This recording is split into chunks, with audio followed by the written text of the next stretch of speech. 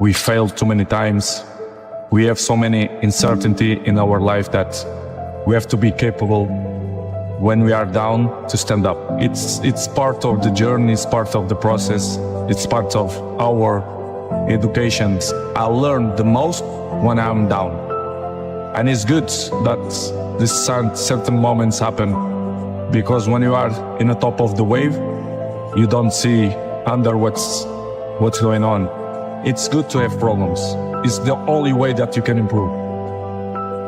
I think the most important is to find the balance.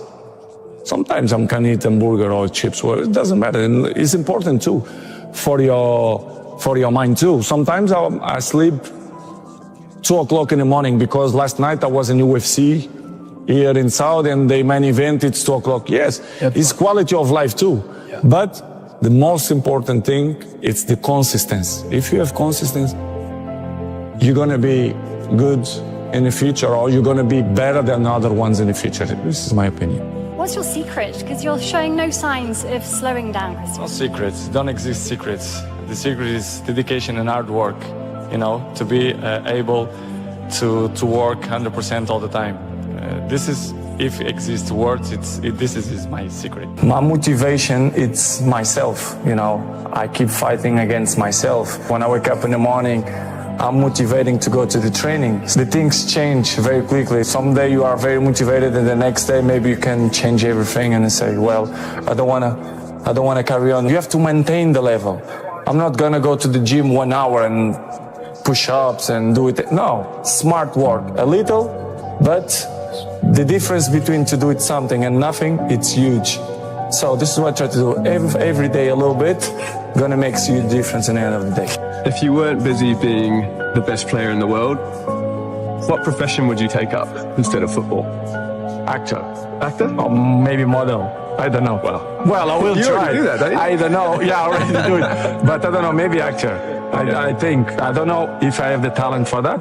But always say, when you work and you dedicate a lot, you can achieve everything. Do you ever wake up and you say, I don't want to do it today? I fight against that. You know, it's the big challenge. It's when you're not willing to do something, but you have to do it. This is the main point. This is why I say our mind, it's a box of surprises, and you have to challenge yourself to be consistent. I repeat, sometimes it's hard. It's what many people say, you like to go to the gym every day? Of course no. It's not true. Nobody likes to go to the gym every day. But you have to do it. Past is past, it never come again. The present, it's the best gift that we have in our life. The present. Because you don't know that what's gonna happen tomorrow. You don't know. I don't know, you don't know. So live the present. It doesn't matter for me if you win or if you lost. I will stand up the next day and I will continue. I miss, but I'm not gonna shy away. I'm gonna be here. Even if I miss, I will shoot. You understand? I'm always will be like that. I'm never gonna shy away. Never. And you know me, since young, I'm not shy away. Some people, they don't want to shoot penalty because they don't feel confident. It's okay. I respect that. But Cristiano never will do that. Never. Even if I miss one time, I will shoot the second time. If I lose the second time, I will shoot the third time. I'm not afraid. One important thing, I don't speak after 10, 11 o'clock, I don't speak on the phone. I don't like to speak in the night because it's activate my brain. So after 10 o'clock, don't call me. Even, well, if it's urgent or with some friends, yeah, I pick it up. But if it's not, I don't like to pick up the phone at the night. What is your key bit of advice to the next generation in terms of making it to the top and staying there? Believe.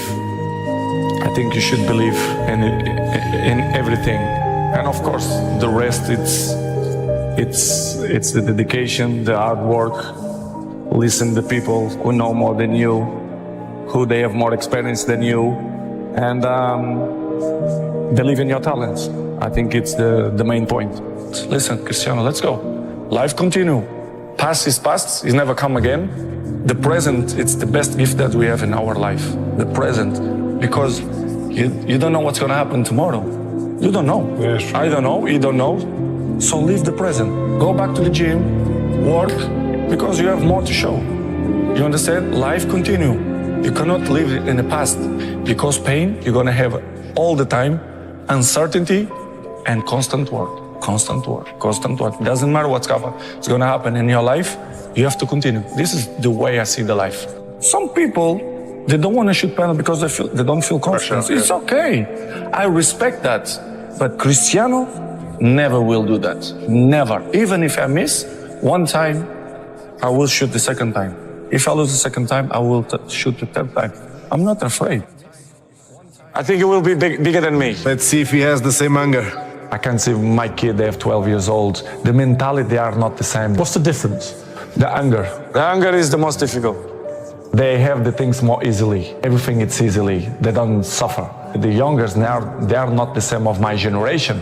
The new technologies, they avoid, they distract them for another things. They listen, but they are not the same. Go back to the gym, work, because you have more to show. You understand? Life continue.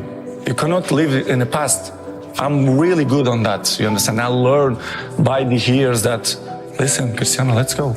Because pain, you're gonna have all the time, uncertainty and constant work. Constant work, constant work. Doesn't matter what's gonna happen in your life, you have to continue. This is the way I see the life, and football especially.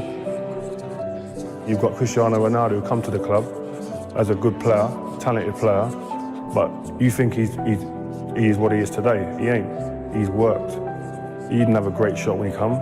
He had a powerful shot, but it went everywhere. He used to go out after, he was embarrassed, pick up a bag of balls, he used to walk around like this to the other pitch right over the other side.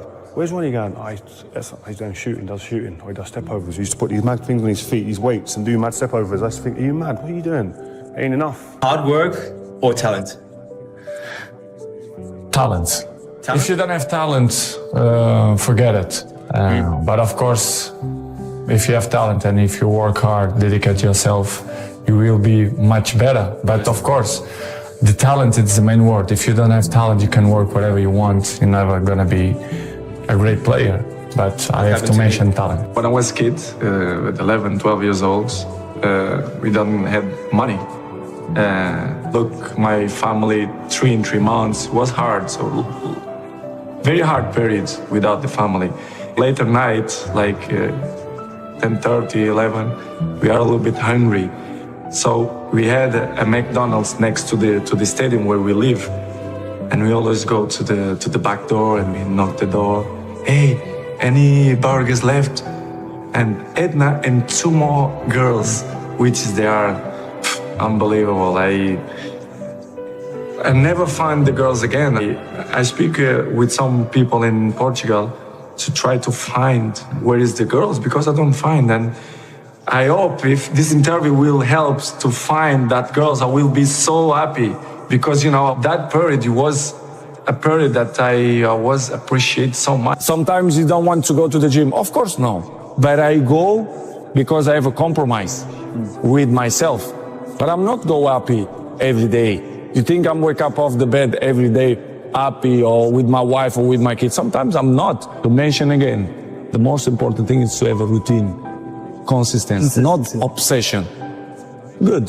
Don't be like Cristiano, because Cristiano is crazy. Okay, but 20%, 25%, it's too much. Everyone wants to be Cristiano, but I give you the map. You think you will do it that? It's difficult. It's The discipline. The discipline is the most difficult thing, not only in the sports, but in the life. If you see my career the last 6-7 years, I'm always a kind of similar level. Why? As I said before, it's a long process.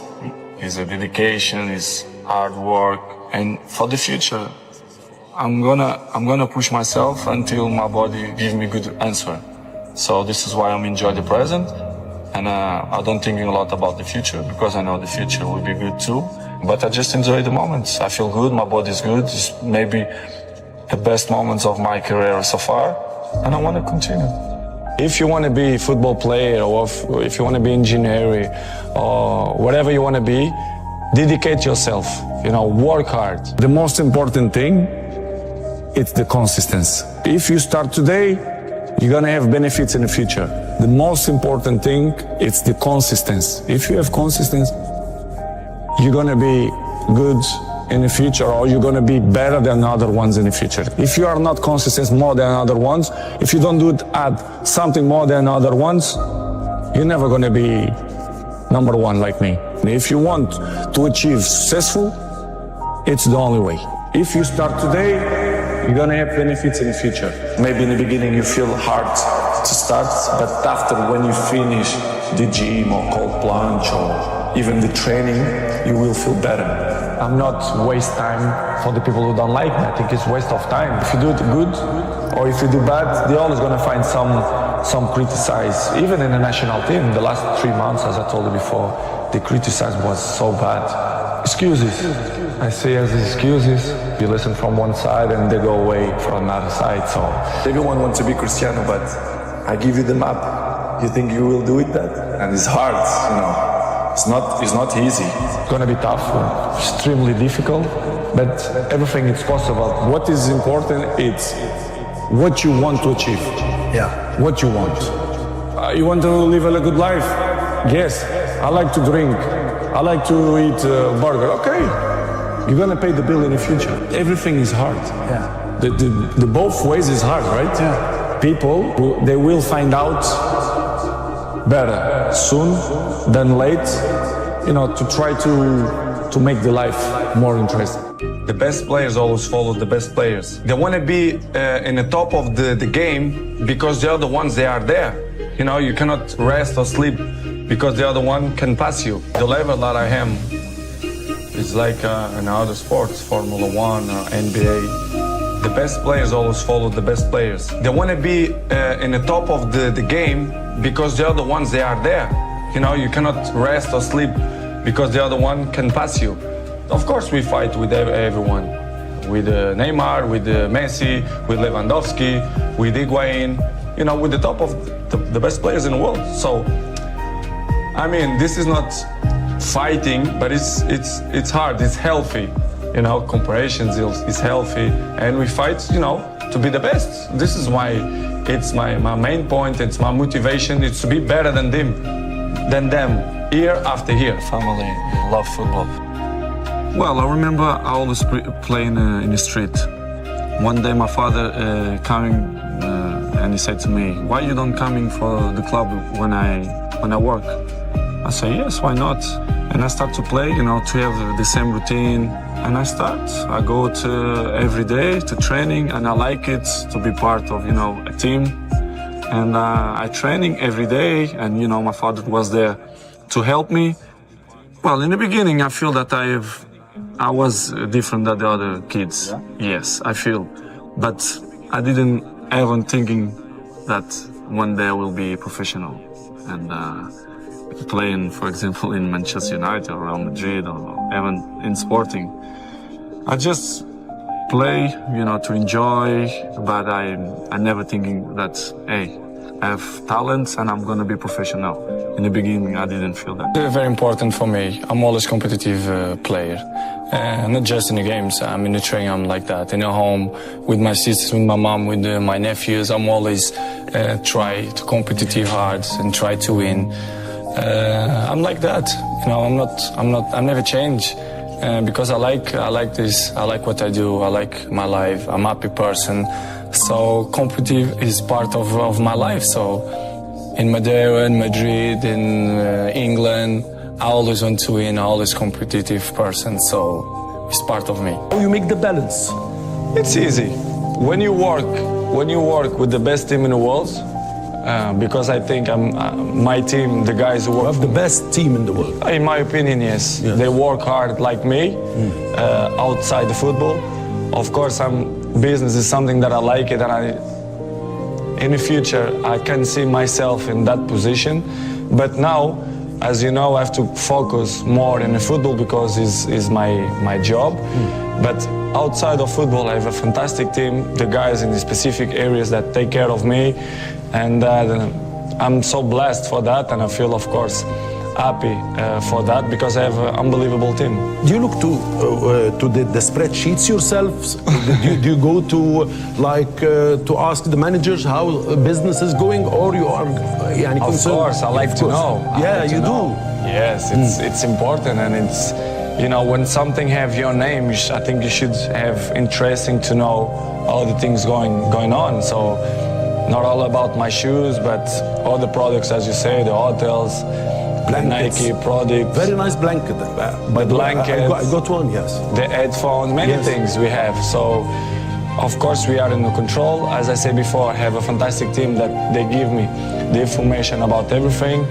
I'm not 100% worry what the things going on because I trust in my people. So this is why we have a fantastic team, and of course I'm so happy with my team too. The people really don't know you. Who is the people to judge something that they don't know? Of course, it's something that I don't like, but I have to live with that. I cannot change my personality. I cannot change my character. I cannot change my education. You know, I respect the people, but of course I don't agree because the real people who know me, who is Cristiano, you understand? So I cannot change the mind of the other people. Maybe sometimes in the pitch, I show something that the people don't want or don't like, but this is my kind of way to thinking because I'm an ambitious person.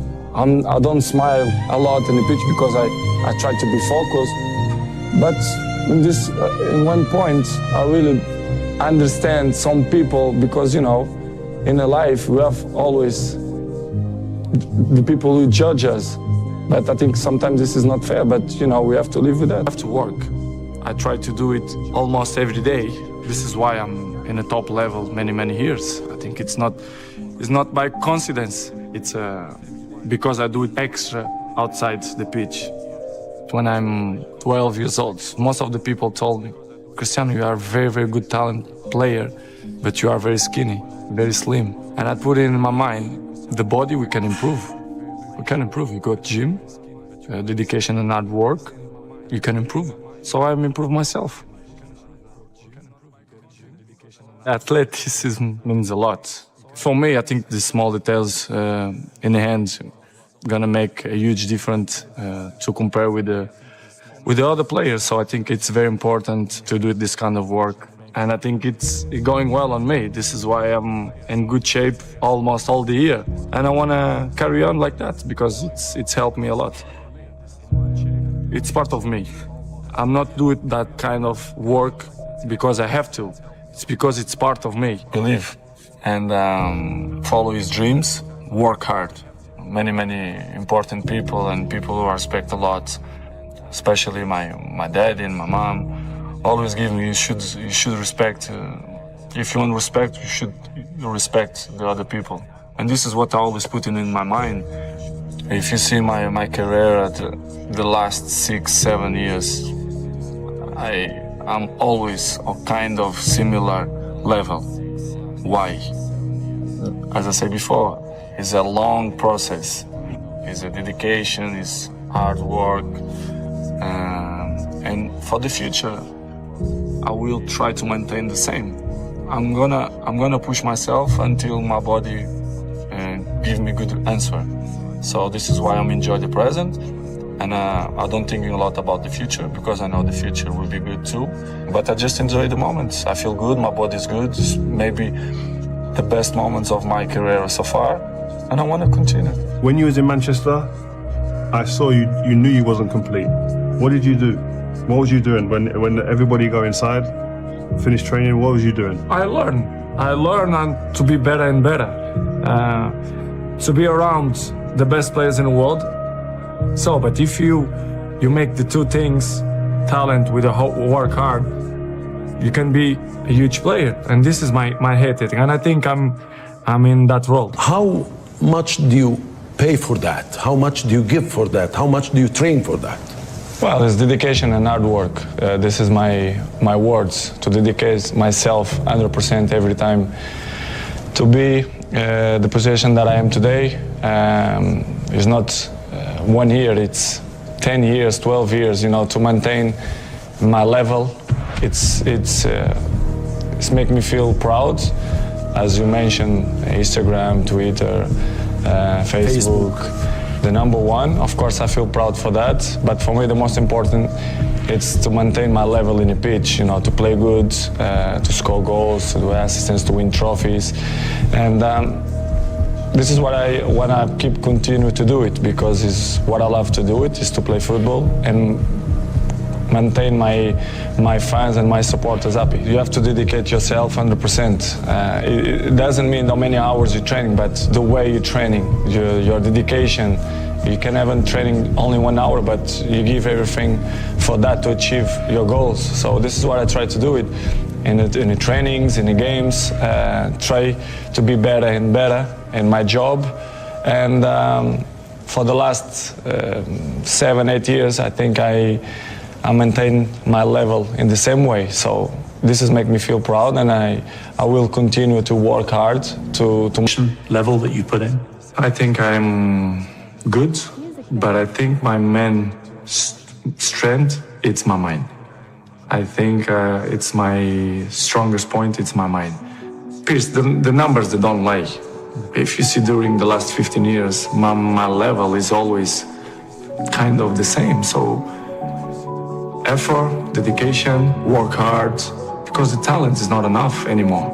And if you're not dedicated 100%, you're not gonna reach the level that you want. Nobody's perfect.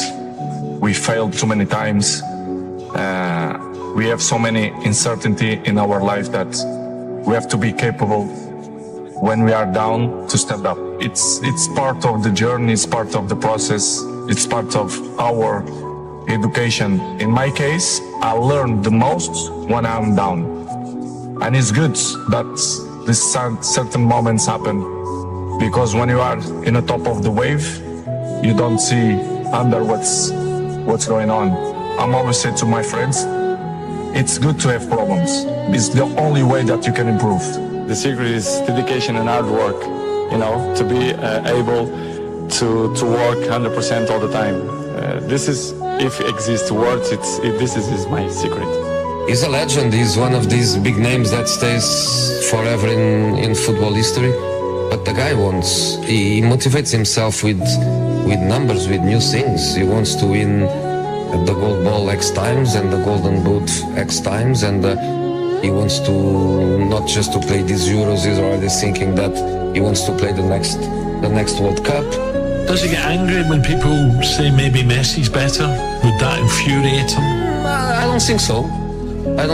I just think that critics motivates him. I think he feels if people criticize me, it's because I am who I am, and I did what I did, and I still try to do, and he gets that as an extra motivation. I think as an opponent, you should be quiet and don't say a wrong word about him, because that would be always a motivation for him. I think he's the player that everybody knows he is, and mentally really very, very strong. Once again, as you say, it's Cristiano Ronaldo, and it's controversy once again. Why is it always the case with you? I don't know why. Maybe someone's don't like me, but because maybe I'm too good. It is what it is. The life it's completely difficult. We have obstacles in our lives, and I will keep running to fight against the people who don't believe me. And the life is a challenge, and I want the people that they're wrong. I'm there every morning. I do the same stuff. I'm probably the first ones to arrive and the last ones to go out. It's great. This has given me motivation to still work hard and better in my job. But I have to say, to be in my shoes is not easy. But I'm not complaining. I just want to say that I'm feel happy. All this happened because of a reason. The reason is I'm unbelievable inside the pitch. This is why the people have so much interest on me. Are you the best footballer in the world right now? I think so, yes. In my mind, I'm always the best. I don't care what the people are thinking, what they say. In my mind, not just this year, but always. I'm always the best. I'm always going to say that because I think we have to thinking we are the best in our area. So in my area, I think I'm the best. Is there anything that Lionel Messi is better than you at? It's opinions. I respect the opinions. Maybe in your opinion, Messi is better than me, but in my mind, I'm better than him. So it's simple. Is that rivalry a good thing? For me, rival don't exist. The meaning of this word is not don't exist. Rivals is in a war. This is it. We have rivals. In football, no. It's just a game. I think the numbers, they say everything. I don't need to say, I'm a minister of football, I'm a legend. The numbers say everything. So this is, I'm very comfortable. Cristiano Ronaldo, those two just keep pushing each other on, pushing the boundaries of greatness. Exactly, and would they have been able to, that's the question that I always ask myself, would they have been able to do this and keep this up, the relentlessness that they've shown without each other? If they was out on their own, no one else around, would they continue to have done this? That's the question. No, they probably do add to the motivation. Yeah, 100%. I think all the great sportsmen in the world have always had that someone else to feed off, and I think this is another great rivalry in football. They don't talk about it. Seems like there's a bit of a respect between them. They don't ever mention each other really, but they're just phenomenal to watch. And people try and make comparisons of who's better, etc. Just enjoy them, man. How much has Lionel Messi pushed you to become a better player? I'm pushed to myself. I don't need other players to push myself. I just work since I was in sporting, so I push myself all the time to be the best. As I say many times, in my opinion, I'm the best because I think we have to think like that, not just in my job, but you have to think in your job you are the best reporter and I'm thinking like that. If I'm not thinking like that, I'm not going to be stronger than I think I am. But you also love individual awards. They matter to you. It's part of my sacrifice, my obsession to win, to have success. You know, when I say success, it's I work for that. Talent is not enough. I dedicate myself so much that this is part of me. Records is part of me. I don't follow the records. The records follow me, which is different. Are you addicted to winning? Yes, I am. I'm addicted to the success. Because that's the thing that really drives you. Yes, I think so. And I think it's not something bad. I think it's good. It motivates me. If something not motivated, it's better, to stop. We shared the stage 15 years, me and him. I don't know if it's ever happened in football. The same two guys in the same stage all the time. So it's not easy, as you know. And of course we have a good relationship. We have that battle the last 15 years, which is good. He pushed me and I push him as well. So it's good to be part of history of football. I'm there, and of course he's there as well. When I was at Manchester United, and you think, who was that person who had a massive impact on the club while they were there? And you can't look no further than Cristiano. And you talk about mindset. I don't know a stronger, more determined, obsessed player that I'd share the changing room with, because he was just phenomenal. Why we don't believe that we can do it better? You have to believe, you have to be positive to try to change the things. They only give up to the guys who is weak mentally. This is why I mentioned in the beginning, you have to implant that in your mind, that we are capable to change things. Well, my best works is dedication and hard work. To achieve this kind of things, you need to work hard and, be a great professional, be serious in your job. And this is what I try to do. Been a great debate over the last few years with him and Messi.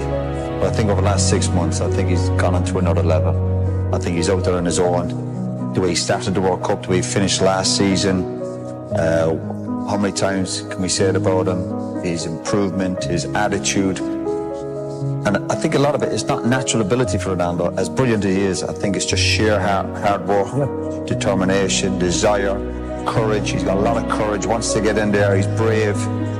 I've said it before, the guy's a genius. This difference between making it because of talent and making it because of work ethic. You said to me you felt like an enormous percentage of your success has come from work ethic, and that there's sort of an unfair perception maybe of you of just being hyper talented, and that's where all the success comes from. To be honest, I think both have to work in the same time, because talent without work is nothing, and work without talent is nothing too. So I think the both mix up. And of course I have two. I'm not will say that I have more one than the other one, because if you see my whole career for the last 20 years, my level was high, and this is, as you can know, it's really tough. Not only in a football, but in any area. If you are top for 20 years, is unbelievable. My biggest motivation is to carry on, to still enjoy, to make people happy, to make my family happy. So for me, I have both talent and work ethic. But the fact is that he has shown that it's not just ability, it is hard work, and he seems to be getting the fruits of all the hard work that he's put in down the years. He looks like somebody who will not put anything that's not going to benefit him inside his body. For example, you arrive home, you had a lunch, you do it a quick nap, and you wake up, you play with your kids, and I have to go to the gym at least 30-40 minutes, but this will make the difference in the end of the day, you understand? If you not do it that work, you miss one. The next day, it's 2 sessions that you lost, and I know in the end of the day, in the end, they're gonna make a huge difference. This is why I'm 34 and I look 28. Every year is a challenge for me to be better than last year. So I know it's tough. Last year was amazing. 2 years ago was amazing too. So my job is to continue to work hard and dedicate myself 100% in my job and win trophies, collective and individual too. He said, let's go, and having a lunch after training. Go to his house, he was few people on the table. I look at it, it was just some salad, plain white chicken, no juice, just water. So we have a food, quickly a lunch, and after that, he said, let's go in the garden and play two-touch. I said, Cristiano, we just finished. So we go playing two-touch. After that, let's go for a swim. After that, let's have a sauna, jacuzzi. I was like, Cristiano, why we didn't stay at the training ground? So that's why I say Cristiano deserves everything he got right now. So I'm really happy for him, and he deserves. He deserves because he works so hard and he's a machine. Rio beat him in front of everyone, so we screamed, and Cristiano was so angry. He sent his cousin by a tennis table. After 2 weeks, he back, and he beat Rio in front of all of us. So that's Cristiano Ronaldo. He don't want to lose any game. The discipline is the most difficult thing, not only in the sport, but in the life. I give you the map. You are willing to do that? Yeah. It's the main point, because everyone wants to be Cristiano. It's the consistency. If you start today, you're gonna have benefits in the future. The most important thing, it's the consistency. If you have consistency, you're gonna be good in the future, or you're gonna be better than other ones in the future. If you are not consistent more than other ones, if you don't add something more than other ones, you're never gonna be number one like me. If you want to achieve successful, it's the only way. Go back to the gym, work, because you have more to show. You understand? Life continue. You cannot live in the past. I'm really good on that, you understand? I learned by the years that, listen, Cristiano, let's go. Because pain, you're gonna have all the time, uncertainty and constant work. Constant work, constant work. It doesn't matter what's gonna happen in your life, you have to continue. This is the way I see the life, and football especially. The level that I am is like in other sports, Formula 1, NBA. The best players always follow the best players. They want to be in the top of the game because the other ones, they are there. You cannot rest or sleep because the other one can pass you. Of course, we fight with everyone. With Neymar, with Messi, with Lewandowski, with Higuain, with the top of the best players in the world. So, I mean, this is not fighting, but it's hard, it's healthy. Comparisons is healthy, and we fight, to be the best. This is why it's my main point, it's my motivation, it's to be better than them, year after year. Listen, Cristiano, let's go. Life continue. Past is past, it never come again. The present, it's the best gift that we have in our life. The present, because you don't know what's gonna happen tomorrow. You don't know. I don't know, you don't know. So live the present. Go back to the gym, work, because you have more to show. You understand? Life continue. You cannot live in the past, because pain you're gonna have all the time, uncertainty and constant work. Constant work, constant work. Doesn't matter what's gonna happen in your life, you have to continue. This is the way I see the life. Do you ever wake up and you say, I don't want to do it today? I fight against that. You know, it's the big challenge. It's when you're not willing to do something, but you have to do it. This is the main point. This is why I say our mind, it's a box of surprises, and you have to challenge yourself to be consistent. I repeat, sometimes it's hard. It's what many people say, you like to go to the gym every day. Of course, no. It's not true. Nobody likes to go to the gym every day. But you have to do it. Some people, they don't want to shoot penalty because they don't feel confident. It's okay. I respect that. But Cristiano never will do that. Never. Even if I miss one time, I will shoot the second time. If I lose the second time, I will shoot the third time. I'm not afraid. Most important thing is not what you do. Work or talent? Talent. If you don't have talent, forget it. But of course, if you have talent and if you work hard, dedicate yourself, you will be much better. But of course, the talent is the main word. If you don't have talent, you can work whatever you want. You're never gonna be a great player. But I have to mention talent. How much do you pay for that? How much do you give for that? How much do you train for that? Well, it's dedication and hard work. This is my words, to dedicate myself 100% every time to be the position that I am today. It's not 1 year, it's 10 years, 12 years, you know, to maintain my level. It's make me feel proud. As you mentioned, Instagram, Twitter, Facebook, the number one. Of course, I feel proud for that. But for me, the most important, it's to maintain my level in the pitch, you know, to play good, to score goals, to do assistance, to win trophies. And this is what I want to keep continue to do it, because it's what I love to do it, is to play football and maintain my fans and my supporters happy. You have to dedicate yourself 100%. It doesn't mean how many hours you're training, but the way you're training, your dedication. You can have training only 1 hour, but you give everything for that to achieve your goals. So this is what I try to do it in the trainings, in the games. Try to be better and better in my job. And for the last 7-8 years, I think I maintain my level in the same way. So this is make me feel proud, and I will continue to work hard to maintain that level. When you was in Manchester, I saw you knew you wasn't complete. What did you do? What was you doing when everybody go inside, finish training? What was you doing? I learn and to be better and better, to be around the best players in the world. So, but if you make the two things, talent with work hard, you can be a huge player. And this is my ethic, and I think I'm in that role. How you make the balance? It's easy.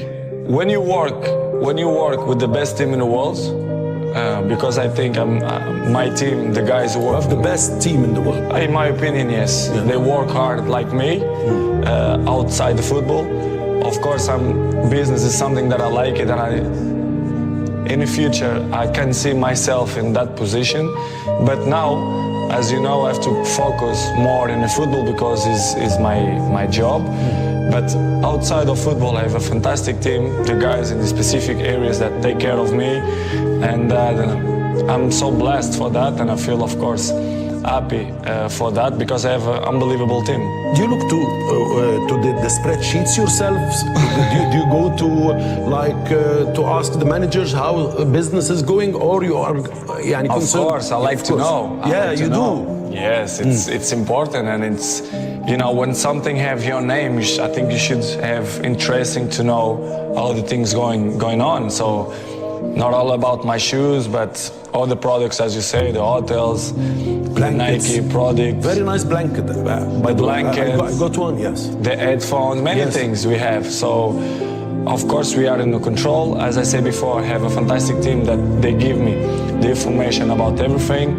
I'm not 100% worried what the things going on because I trust in my people. So this is why we have a fantastic team, and of course I'm so happy with my team too. What would you say has been your greatest achievement so far, on and off the pitch actually? Inside the pitch? Yeah. Inside the pitch is always, the most important is to win trophies. Because we work 10, 11 months. If you don't win nothing, it's empty, you know? And I like to win trophies. Collective and individual, because I work hard for that. Outside the pitch, it's to have the family that I have and the friends that I have, and try to be the most happy person in the world. How to be number one, how to achieve all your goals. Tell them the secret. Please try to motivate the children and the youth. Well, don't exist secret here. The secrets don't exist. Exist hard work, dedication, be obsessed to be something in a life, and follow their dreams. I think if you want to be a football player, or if you want to be engineer, or whatever you want to be, dedicate yourself, you know, work hard, you know, and believe in you. I think this is the main words, not just a kid want to be a Cristiano Ronaldo, but anything it can be, you know, work hard. I think it's the main work and the dream, to believe in that everything is possible in a life. I love football. Well, I remember I always playing in the street. One day my father coming and he said to me, "Why you don't coming for the club when I work?" I say, "Yes, why not?" And I start to play, you know, to have the same routine. And I go to every day to training, and I like it to be part of, you know, a team. And I training every day, and, you know, my father was there to help me. Well, in the beginning, I feel that I was different than the other kids. Yeah? Yes, I feel. But I didn't ever thinking that one day I will be professional. And playing, for example, in Manchester United or Real Madrid or even in Sporting. I just play, you know, to enjoy, but I never thinking that, hey, I have talents and I'm going to be professional. In the beginning, I didn't feel that. Very important for me. I'm always a competitive player. Not just in the games, I'm in the training, I'm like that. In the home, with my sisters, with my mom, with my nephews, I'm always try to competitive hard and try to win. I'm like that, you know. I never change because I like this. I like what I do. I like my life. I'm a happy person. So competitive is part of my life. So in Madeira, in Madrid, in England, I always want to win. I always competitive person. So it's part of me. Why make the move from Manchester United to Real Madrid when you did? I think everything have a beginning and end, and everything. So what I did in Manchester is completely finished because I win almost everything there. So I always strive for a new challenge. This is what I try to do, to move Manchester from Madrid. It's not about the contract. It's about new challenge, my family too, close to my family, different weather, the language. Everything, and the most important things, what I move is a challenge, because I really like to put myself in the pressure to see what I can do. Judge something that they don't know. Of course, it's something that I don't like, but I have to live with that. I cannot change. I cannot change my personality. I cannot change my character. I cannot change my education. You know, I respect the people, but of course I don't agree, because the real people who know me, he knows who is Cristiano, you understand? So I cannot change the mind of the other people. Maybe sometimes in the pitch, I show something that the people don't want or don't like, but this is my kind of way to thinking, because I'm an ambitious person.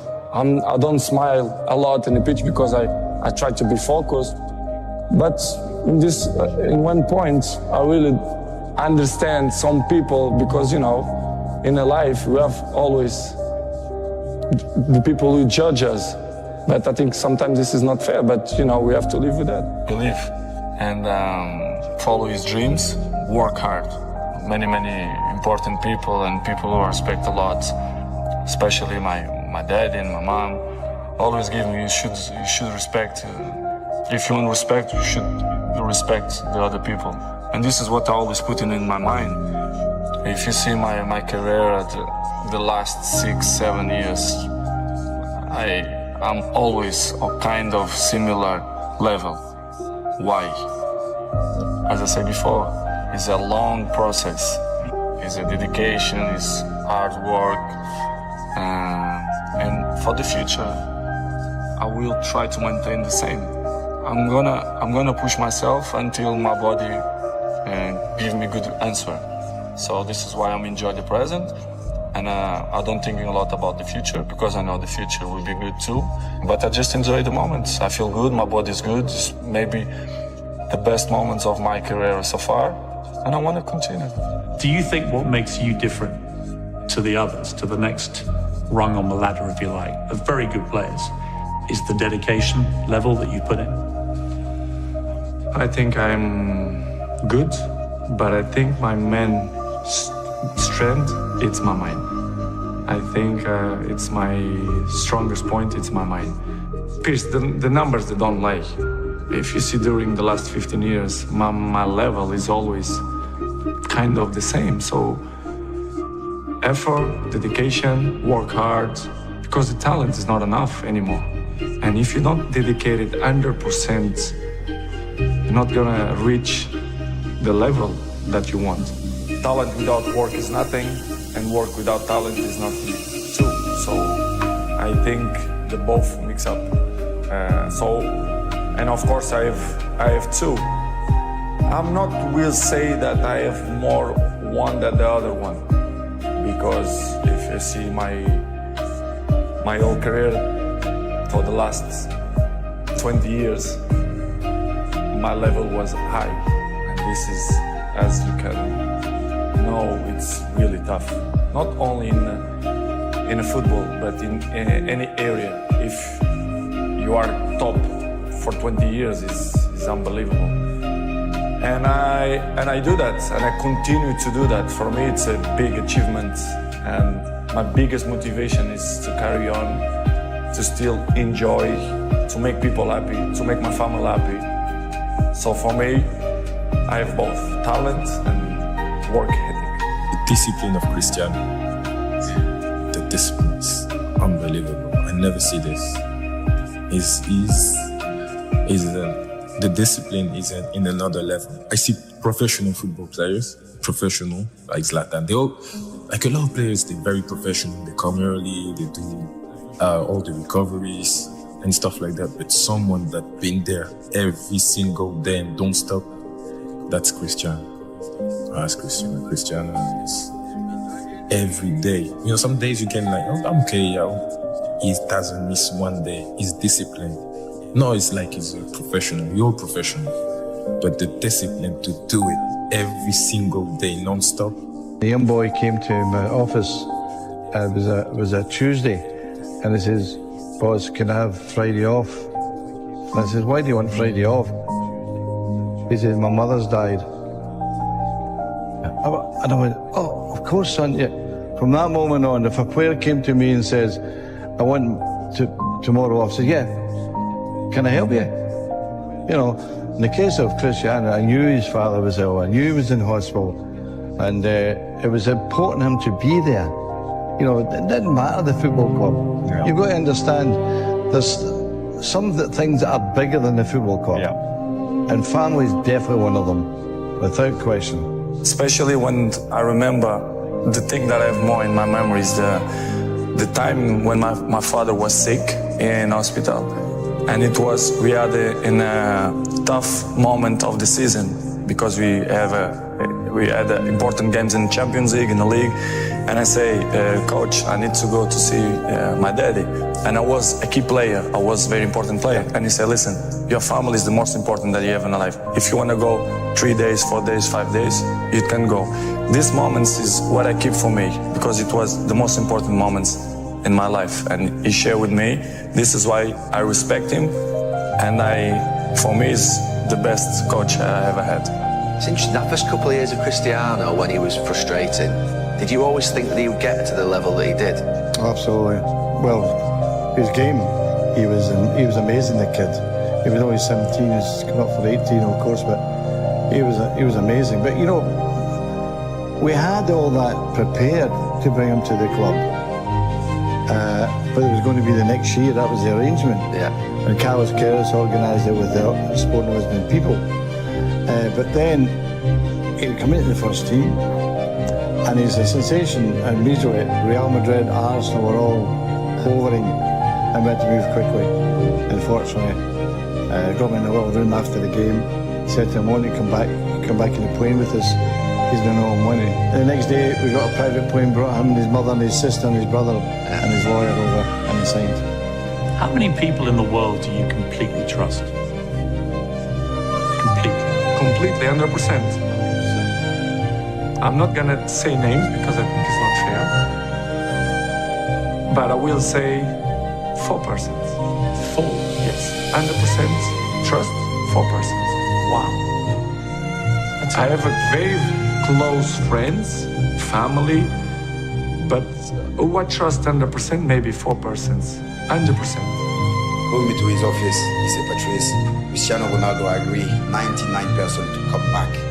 And Gareth Bale, he needed 200 million, and the club refused to give him those 200 million, and now they spend billion. And what year was that? 2013. I remember when I get out of his office, I was like, Cristiano is back, Gareth Bale. You know, we're back in business after winning the title and everything. Imagine those two. Imagine. So that's what he said. He said, I need to win more Champions League. Then one morning, I come back in the training ground. I arrive in the dressing room. For the first time, I see the gaffer with his normal clothes, not the training kit. I say, oh. He said, okay, guys, I'm going to resign. I made the decision. Wow. Because my wife lost her sister. He said things like that. I know I'm letting you down, but this is a personal matter. And he just went back in his office. A goal with the bicycle like this one. The way I jump against Buffon, against Juventus, quarterfinals of Champions League, probably one of the best goals I ever seen in football. Not just because it's my goal. If it will be another player, I will say the same. Better than sex? Better than sex. Be honest. Be honest. Be honest. No. It wasn't it? No, with my Gio, no. Let's talk about football briefly. You currently have 145 records where you've been most, first, or only something in professional football. It's a ridiculous number. You're a team player in the sense you love to win big team competitions, but you also love individual awards. They matter to you. It's part of my sacrifice, my obsession to win, to have success. You know, when I say success, it's I work for that. Talent is not enough. I dedicate myself so much that this is part of me. Records is part of me. I don't follow the records. The records follow me, which is different. Are you addicted to winning? Yes, I am. I'm addicted to the success. Because that's the thing that really drives you. Yes, I think so. And I think it's not something bad. I think it's good. It motivates me. If something not motivated, it's better, to stop. You understand? The record's coming in a natural way. It's different. But when you are close, you say, why not? For example, this record now, I think I had a chance to beat, and it's a beautiful record. The most top scorer in the world history. One important thing, I don't speak after 10, 11 o'clock, I don't speak on the phone. I don't like to speak in the night because it activates my brain. So after 10 o'clock, don't call me. Even, if it's urgent or with some friends, I pick it up. But if it's not, I don't like to pick up the phone in the night. Do you have more pounds in the bank or more Instagram followers? It's a good question. Probably similar, I don't know. Probably similar. Just trying to work out how Wayne Rooney could hate you even more, and probably that's the answer. Well, not only him. Imagine the rest of the rats, they're gonna criticize me too. I try to find with my experience to don't push too much my body when they need to recover, but to find the balance, which is sometimes is difficult. I take care of my body since I started to play football. You like being number one, don't you, Cristiano? Yes, of course. I mean, you don't want to be number two, do you? If I sat here and said, if I said to you, you're the second most followed person on Instagram, if I will be the third or fourth, for me it doesn't matter. In my job, yes. In my job, yes. I want to be the number one. Fame is a very double-edged sword, isn't it? You know, I know that part of you, I can tell, loves the attention, the adulation, the fame. Being Cristiano Ronaldo must be, for a lot of the time, incredible. Cristiano, let me start just by asking you, why are you doing this interview with me?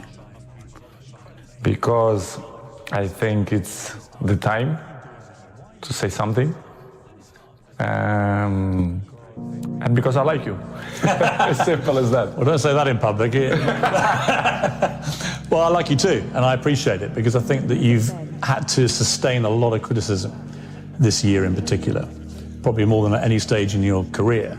And I think it's time to set the record straight and to clear up a few things, not least, I suspect, for the fans of Manchester United. You must be wondering what the hell's been going on.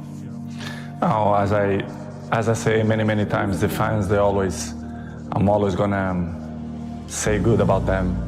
They are the most important things in the football. You play for them. Passes, it's good for me. I feel very confident in the game, and I play 19 minutes, and I think I play very well. And was the culmination of that dream, I think it was just a few days later, they said, we want to sign him. After the game, I speak. I listen to both speak with my agent, and he showed very interesting for me, and I'm very happy, and I say, oh, it's amazing.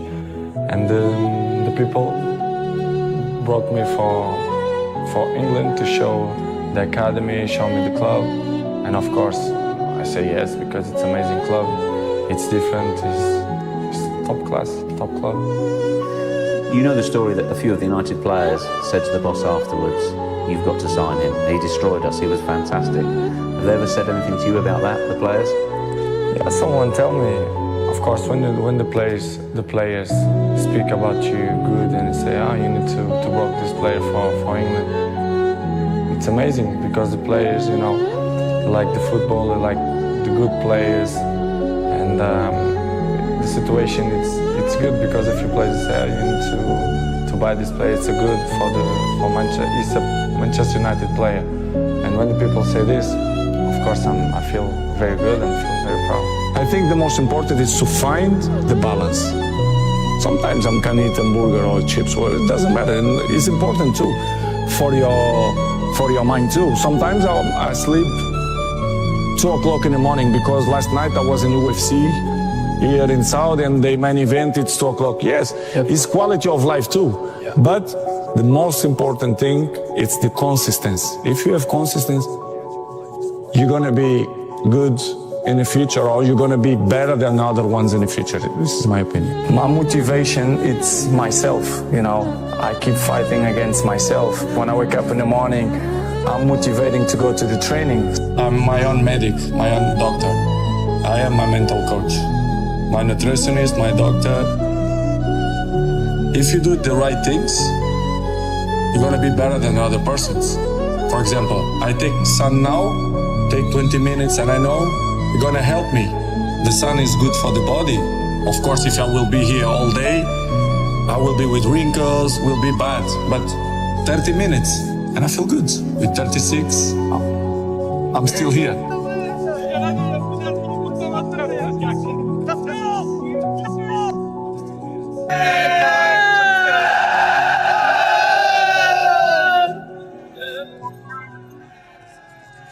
Small details, in the end of the day, will make the big difference, in my opinion. So, as you say, and I will keep repeat, the consistency is the most difficult thing. Just doing it every day. Yes, every day.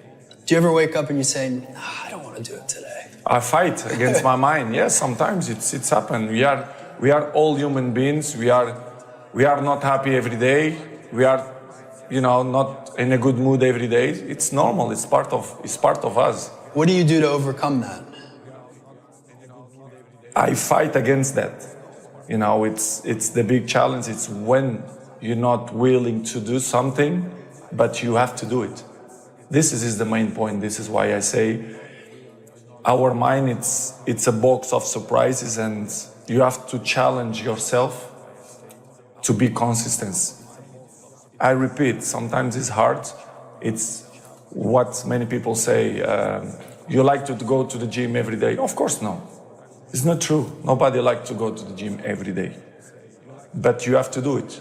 Probably yes, because your mental strength is coming from that moments, that in a hard moments, you should do it. So, and I do it because after that, maybe in the beginning you feel hard to start, but after when you finish the gym or cold plunge or even the training, you will feel better. What would you say to a young person today who felt that they were predetermined to be a certain way? You've already quit. If you've accepted that where you are is where you're going to be, you've already lost. And there's no power in that. There's no power in that. That's like staying right here. You're not popping the clutch. You're not going forward. You've made a choice to just stay here. And that's your responsibility. And I'm not saying it's going to be easy. I'm not saying there are not challenges, problems, obstacles, issues, fears. But when you quit right here, you're right. This is where you're going to be. You never quit. Quitting is not an option. Hey. Don't ever let somebody tell you you can't do something. Not even me. All right? All right. You got a dream, you got to protect it. People can't do something themselves. They want to tell you you can't do it.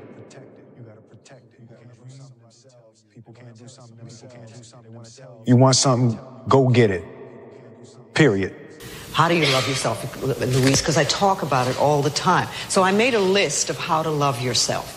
And it's even in poster and postcard form now. But number one on that list of how to love yourself is to stop all criticism. Just stop it, now and forevermore. And make a vow to yourself that you're going to do your very best from now on to stop criticizing, number one, you, and then other people. It'll be a lot easier to stop criticizing other people when you stop criticizing yourself. Focus on you until the focus is on you, bro.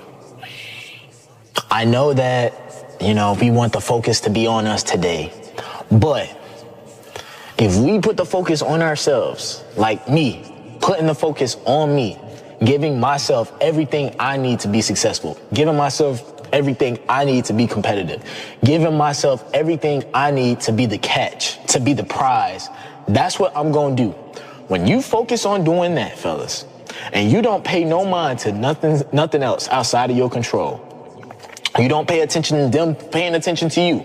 When you stop doing that, I promise you, that's when the focus and the attention is going to be paid on you, bro. I promise you. Been anything along your journey that you've kind of regretted? And then how do you deal with regret? I mean, individual choices and mistakes, yeah, but ultimately you learn from those. So, no. Because, even the regrets, the bad things or the stupid things, you learn not to do bad things or stupid things. All those things are beneficial in some way if you can get through them. If you did something that resulted in someone's death or something horrible like that, yeah, it'd be a terrible regret.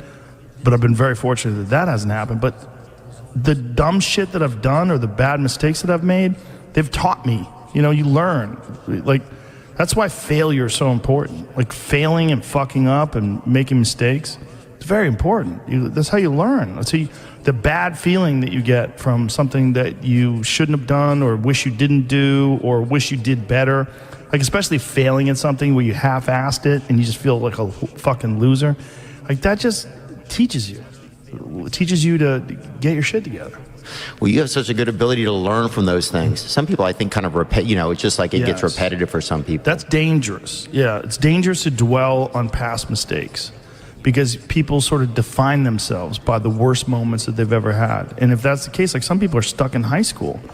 You know, they're stuck in failures that they had like when they were first getting jobs, and they always think that they're a loser, and they don't like the feeling of failure, so they keep low expectations so that they never have to feel that. You got to get through it.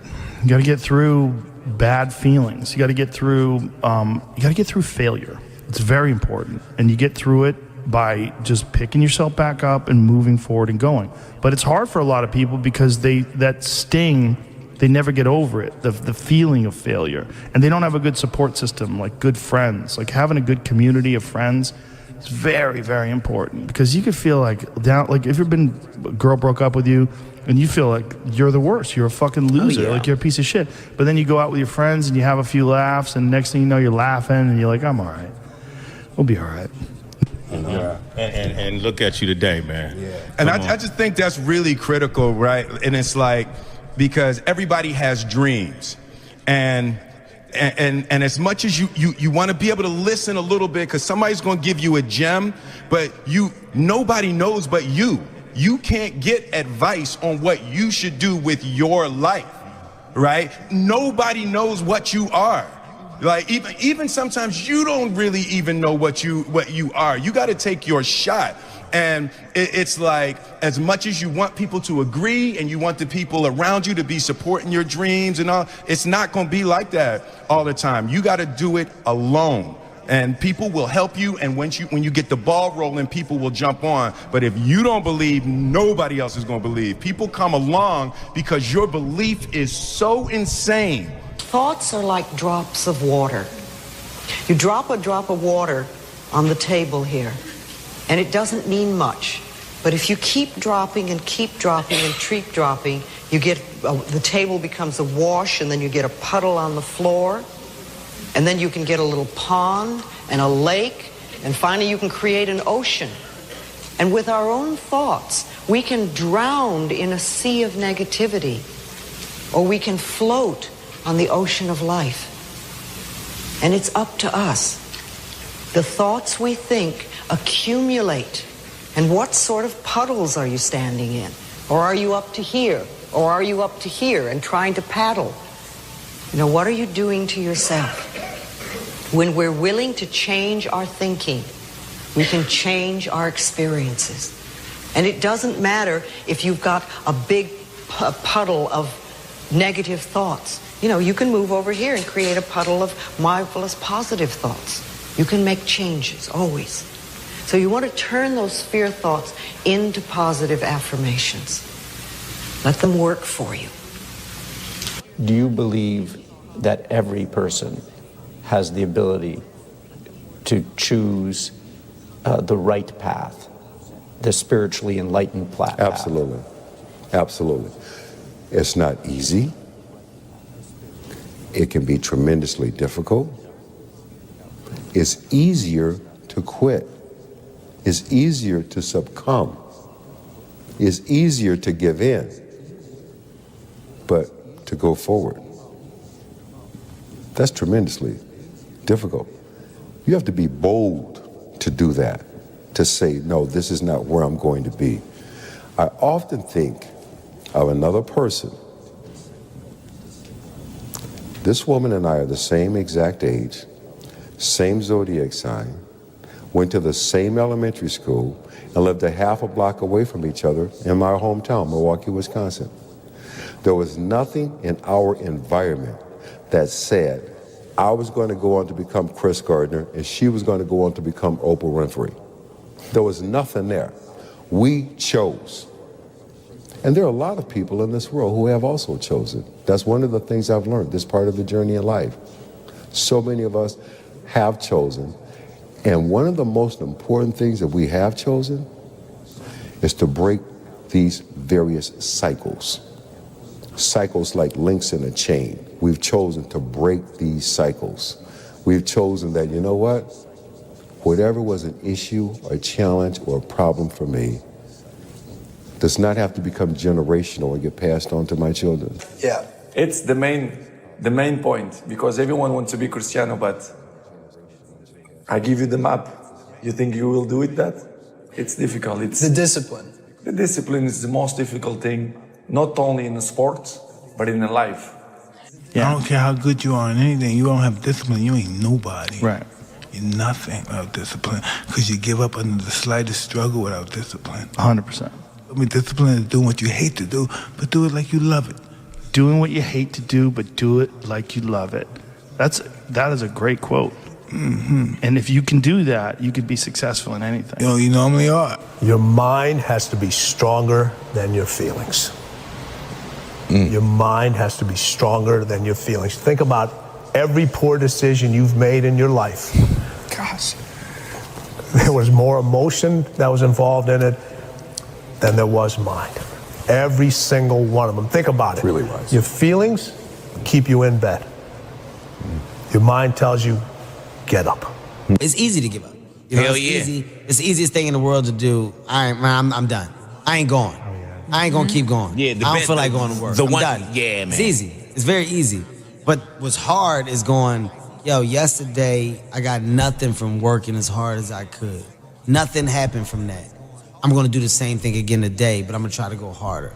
That's the hardest thing in the world. To get up every day and give 100% and be in the same position that you were each day, but mentally know that you're trying and trying and trying. That's a real grind. It's been very fun especially talking to young men about this. It's like, well, and that's the other thing too, is I think the world is full of darkness, let's say.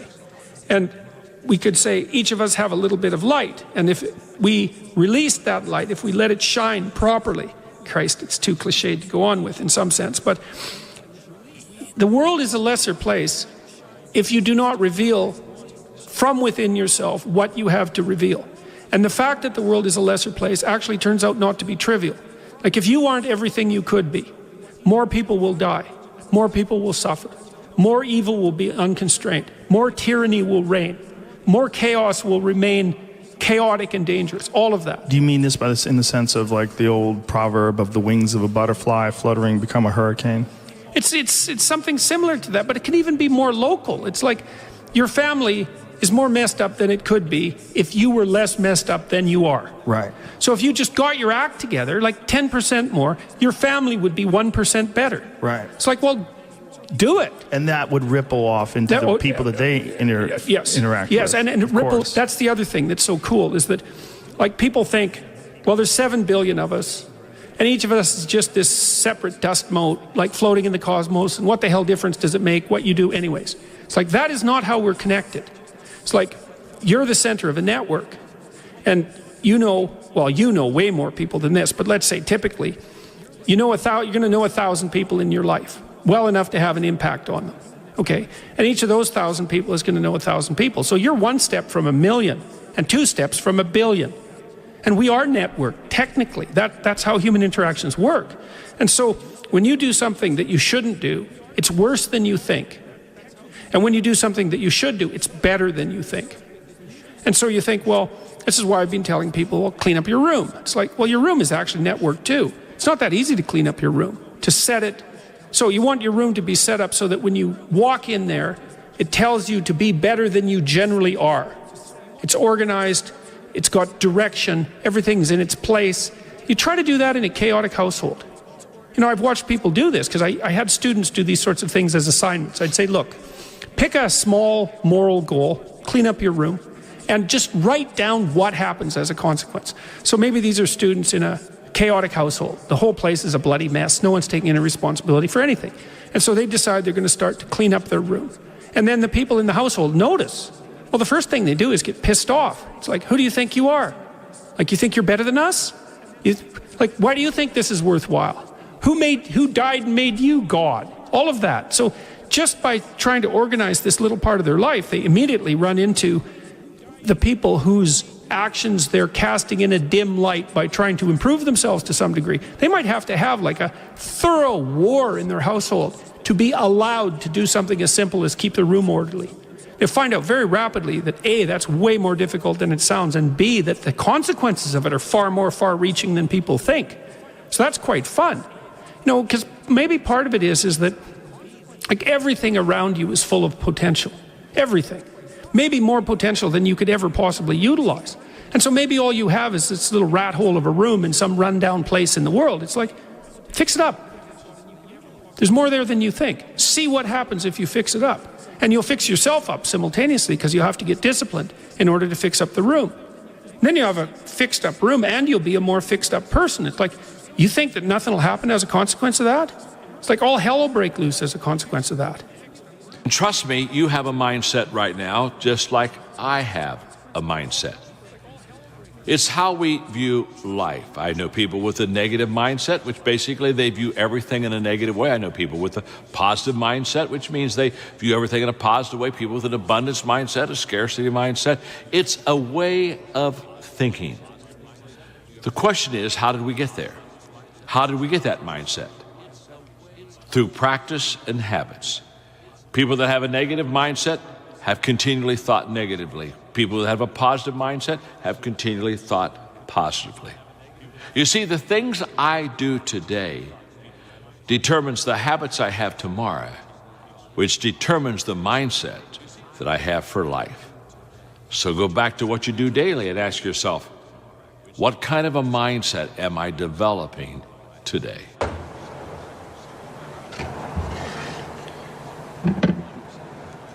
Okay, y'all ready for a lecture? Talk about the importance of nothing. So, nothing is acceptable but your best. So, we need to be, everything is determined by what you do and you trying to be your best so that you can build on positive performance so that, and that's the only thing. There should be nothing else. And it's also very much worth thinking about with regards to setting up your life in general. It's like, if you concentrate solely on your career, you can get a long way in your career. And I would say that that's a strategy that a minority of men preferentially do. That's all they do. They work like 70, 80 hours a week. They go flat out on their career. They're staking everything on the small probability of exceptional status in a narrow domain. But it's hard on them. They don't have a life. It's very difficult for them to have a family. They don't know how to take any leisure activity. Like, they get very one-dimensional. Now, it may be that unidimensionality is the price you have to pay to be exceptional at one thing, right? Because if you're going to be something like a genius-level mathematician and you want to do that or a scientist, say, it's like, you're in your lab all the time, you're working 70 hours a week or 80 hours a week, you're smart, you're dedicated, you're unidimensional, and that's how you get to beat all the other people who are doing that. It's the only way. But the problem is you don't get a life. Now, if you love being a scientist and you have that kind of focus of mind, well, first of all, you're a rare person, and second, you're going to pay for it. But fine, more power to you. But it's a risky business to do that. You sacrifice a lot for it. You know, and I would say most often, if you're speaking about having a healthy life, that isn't what you do. You spread yourself out more. So, you know, you have a family, you have some things that you do outside of work that are meaningful to you and useful. You have a network of friends. Those 3 things alone, or 4 things alone, are plenty to keep you well oriented. And then if one of those things collapses, you know, everything doesn't go. Now, the price you pay for that is the more you strive to optimize that balance, the less likely you are to be fantastically successful at any single one of them. But you might have a very, you know, if you consider your life as a whole, that might be a winning strategy.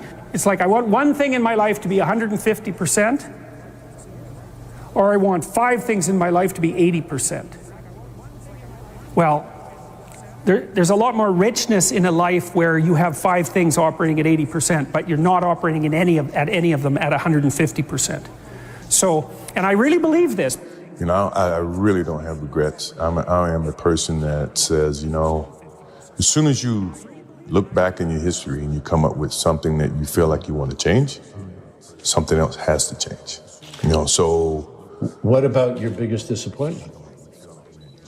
Once again, that's the same analogy. You know, disappointment to me, to win, you got to lose. To be successful, you got to have something that's not successful. To be happy, you got to have disappointment.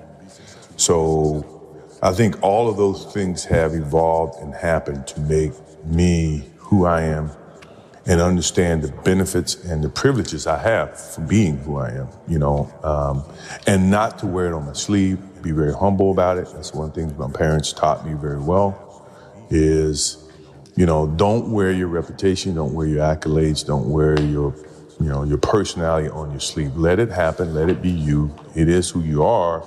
Don't hide from it, but don't wear it and rub it in people's face. You talk about performance without a purpose. Mm-hmm.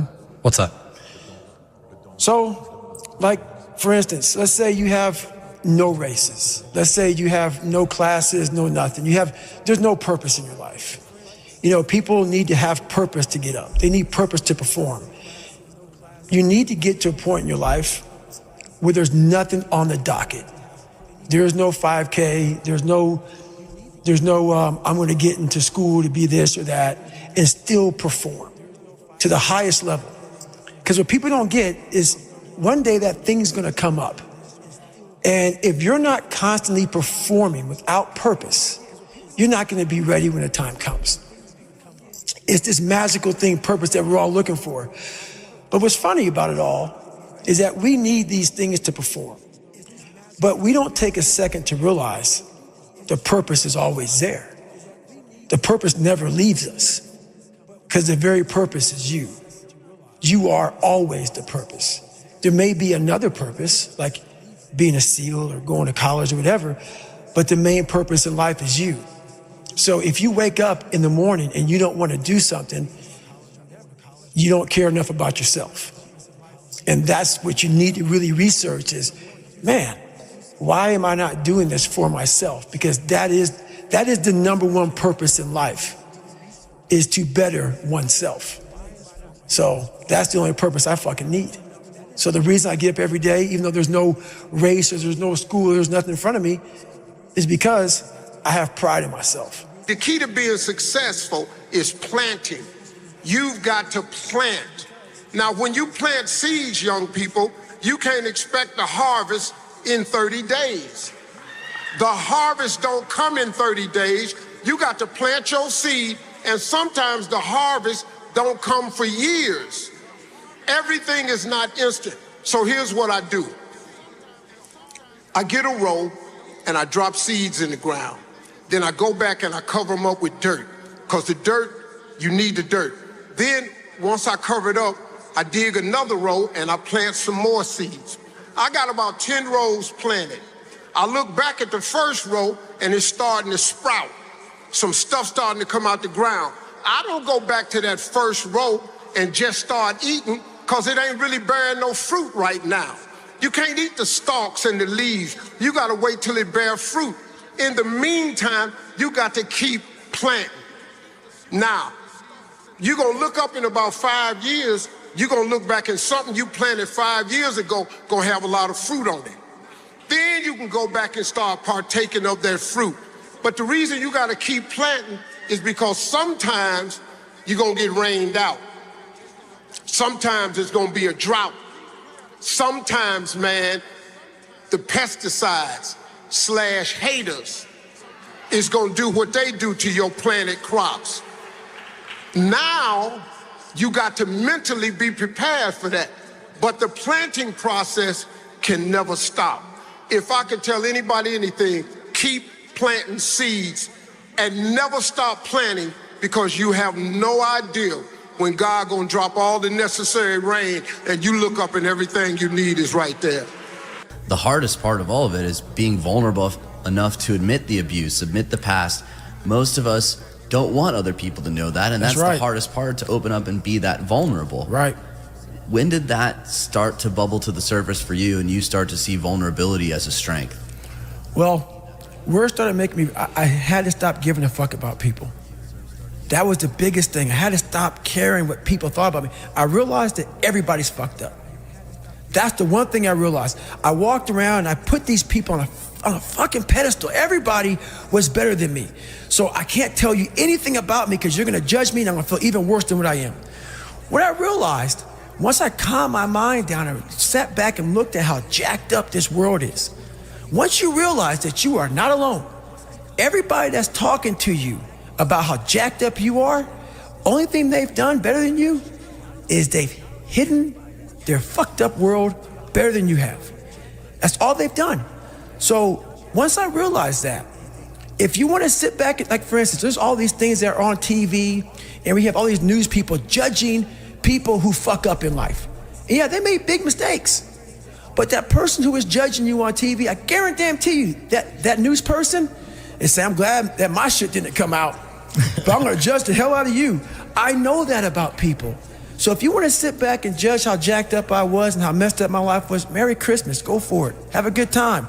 But I'm smiling at you right now, knowing you have a secret that you're not willing to share. It gives you a lot of power when you're able to go on a podcast this big and say, hey, tell me, I'll tell you anything you want to know. I no longer care. And that is a lot of power in that, to be able to put your life on a billboard for the whole world to see and say, judge it, man. Judge it. Like just me talking about it makes me feel good. And that's another thing about it. When you are willing to talk about how jacked up you are, the strength, that big rock that you carry, it just starts to come off you. It just starts to come off. That's why I do it so often. I'm like, hey man, I'll tell you anything you want to know. I'm tired of being afraid. I'm tired of not telling you shit. I'm tired of lying about how good I'm not. I found that nothing in life is worthwhile unless you take risks. Nothing. Nelson Mandela said, there is no passion to be found playing small and settling for a life that's less than the one you're capable of living. Now, I'm sure in your experiences in school and applying to college and picking your major and deciding what you want to do with life, I'm sure people have told you to make sure you have something to fall back on. Make sure you got something to fall back on, honey. But I never understood that concept, having something to fall back on. If I'm going to fall, I don't want to fall back on anything except my faith. I want to fall forward. I figure at least this way I'll see what I'm going to hit. Fall forward. This is what I mean. Reggie Jackson struck out 2,600 times in his career, the most in the history of baseball. But you don't hear about the strikeouts. People remember the home runs. Fall forward. Thomas Edison conducted 1,000 failed experiments. Did you know that? I didn't know that. Because the 1,001st was the light bulb. Fall forward. Every failed experiment is one step closer to success. You've got to take risks. Because as humans, I think naturally we go into situations sometimes and we're selfish. And so we want to see, how can this benefit me? How can I go into the situation and it best benefits me and everybody that I'm connected? Like, how can I get the edge in this situation? Instead of stepping back and understanding that when you're selfish, it's a dangerous thing, because when you're selfish and you go into situations at a certain point in life, we're always going to come up against something that's a lot tougher than us. And if we're always selfish, 9 out of 10 times, if the only thing we think about is just ourselves, when we hit something that's a lot tougher than us, we don't have a driving force to do what we do. And so it's easy for us to surrender, step back and say, man, forget it. I'll throw it away. It's just like I'm married, right? And so I'm young, I'm 6 years in. And so I went to an old couple one time and they were married some crazy years, 60 years, something like that. And I said, right, crazy, insane. But I'm saying, how did you make it last that long?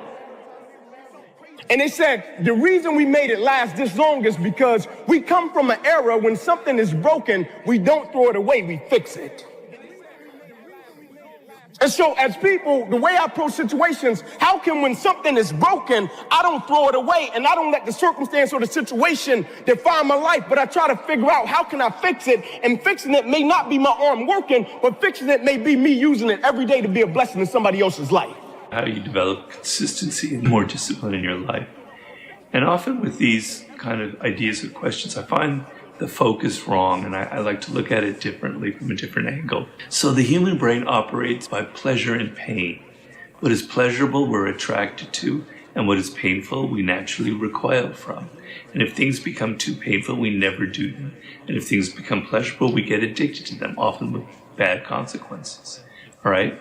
So if the idea of discipline, of consistently doing an action, is only associated with pain, with tedium, with being by yourself in a room, doing one thing over and over and over again, you're never going to get over the mountain because it's associated with too much pain, and the brain naturally shrinks from anything that's painful. Okay? So there has to be pleasure involved. Discipline has to have an element of pleasure. Consistently doing your work has to have rewards. Reward is the key word here, right? So if you never feel direct, pleasurable sensation from what discipline is giving you, then it's never going to work. Well, what are the rewards? When you were young, when you were a child, if you learned a sport, or you learned a musical instrument, or you learned chess, you knew that in the beginning, day by day, it was boring as shit. You hated it. It wasn't fun.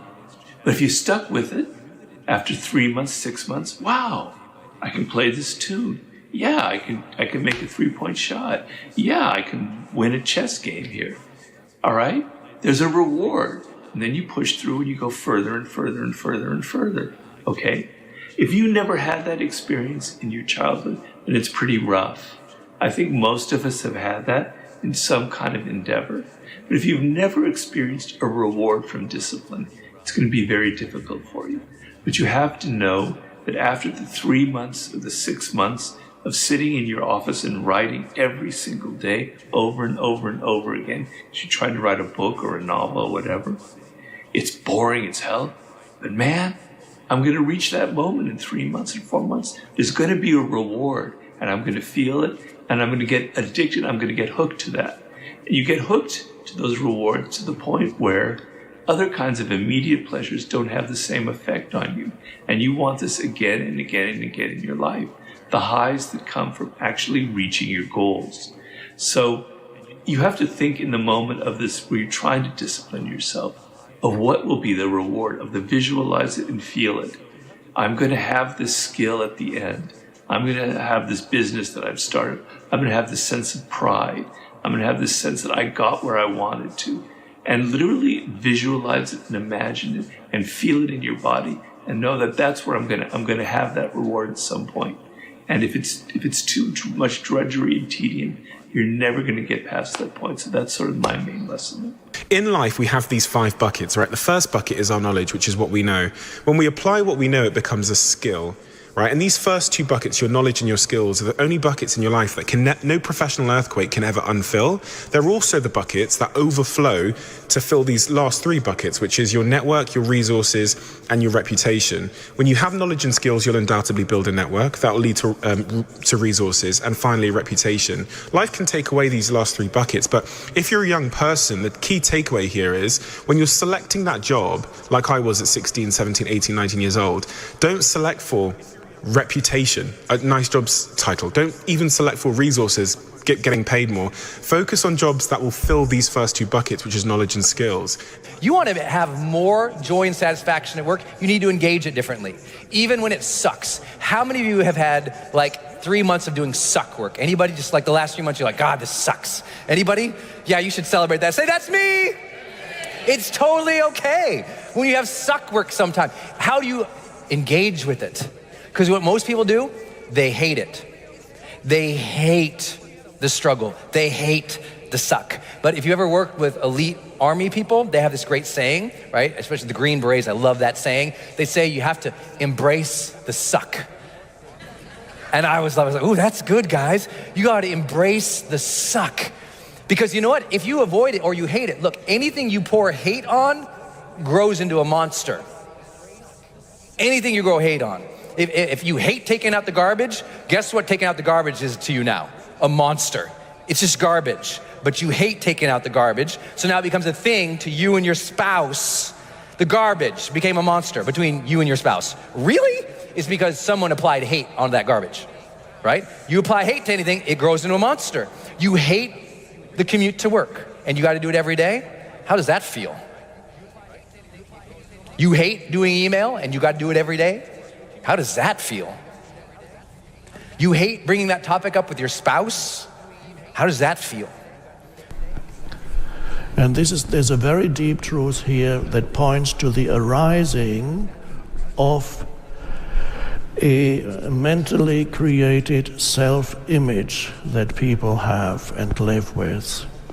So it's almost as if you had a phantom that walks with you wherever you go, that is your mind-created image or concept of who you are.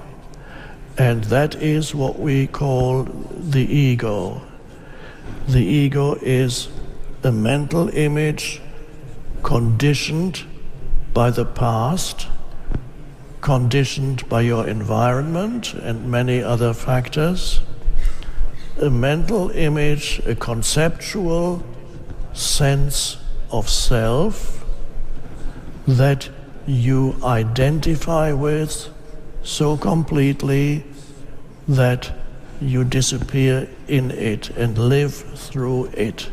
You believe that that is who you are.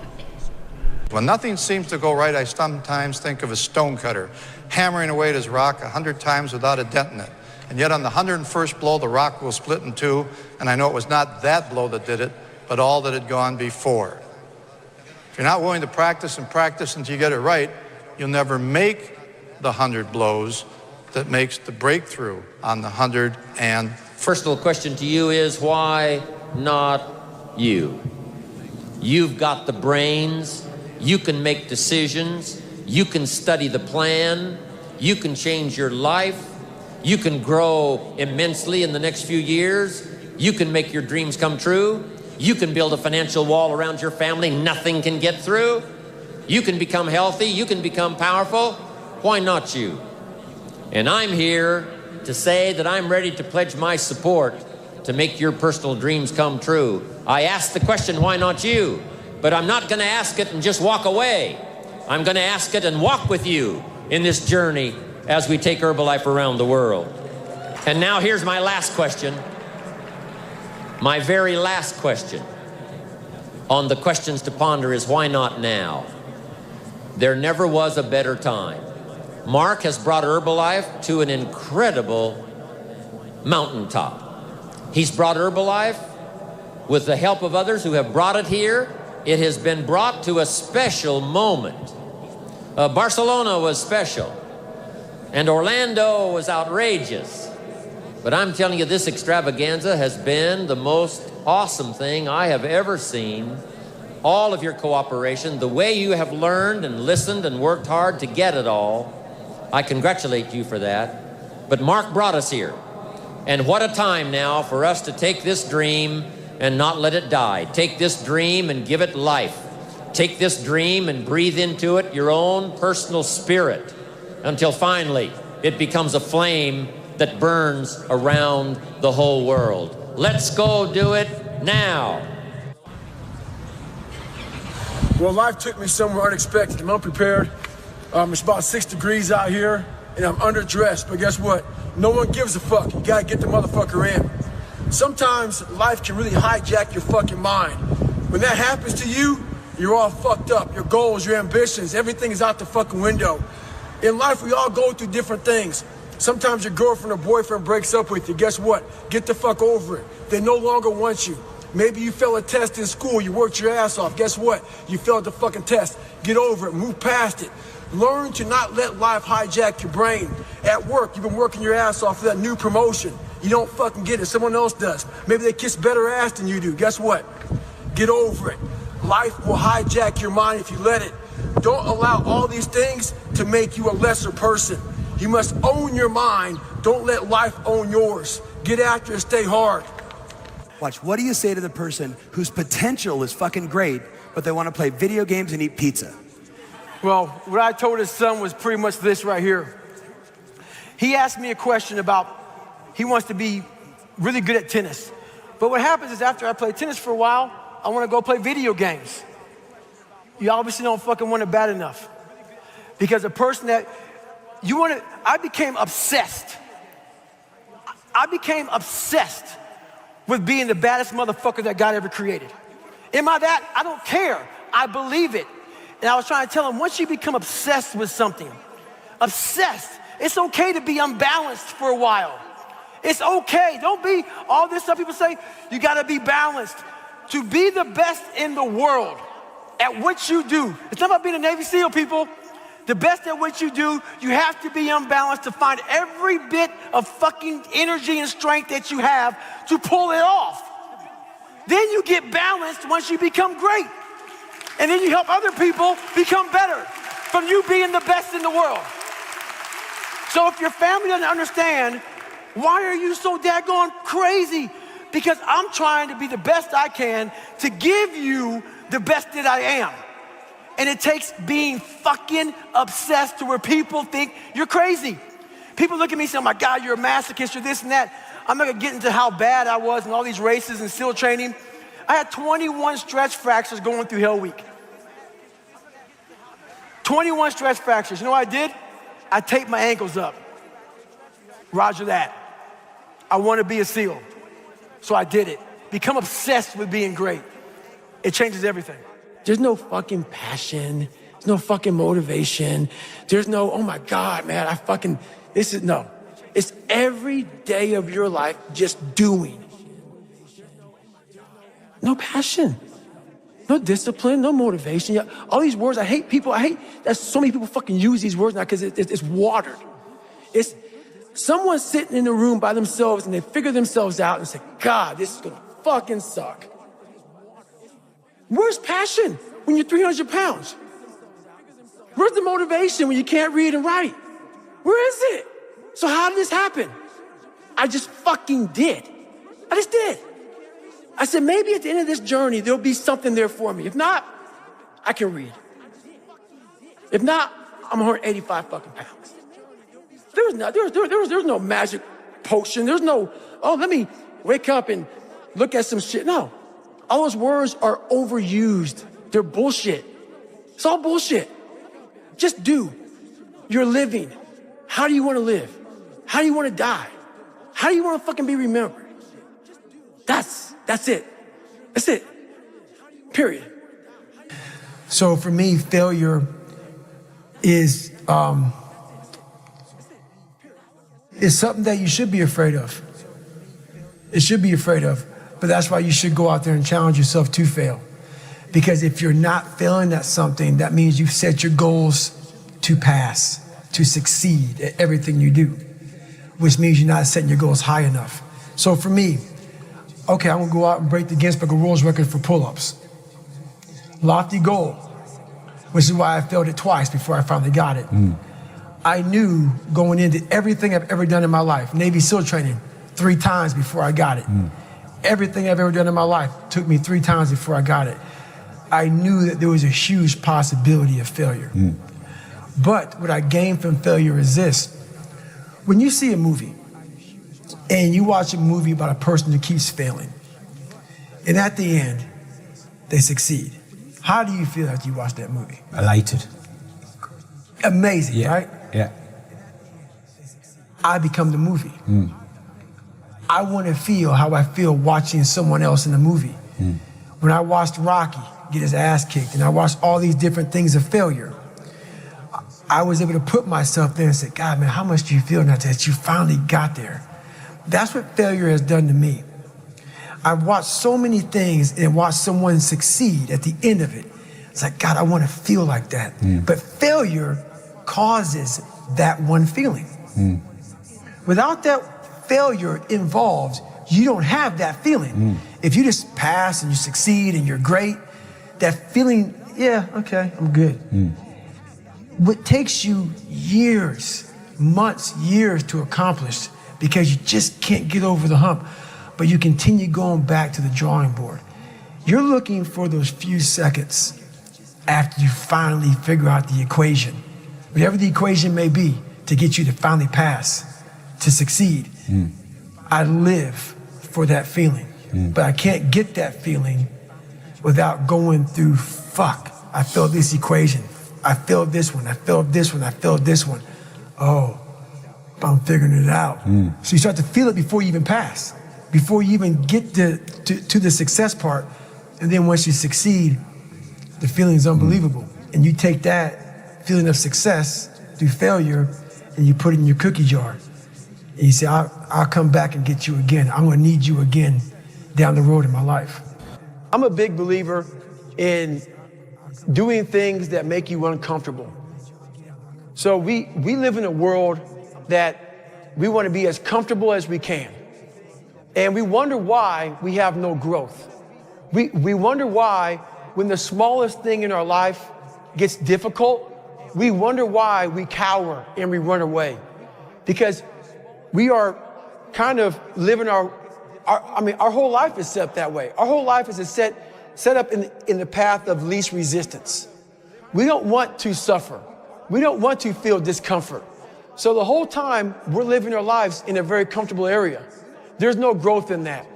So for me, I realized that. The reason I became 297 pounds is because that was comfortable. What was very uncomfortable was running.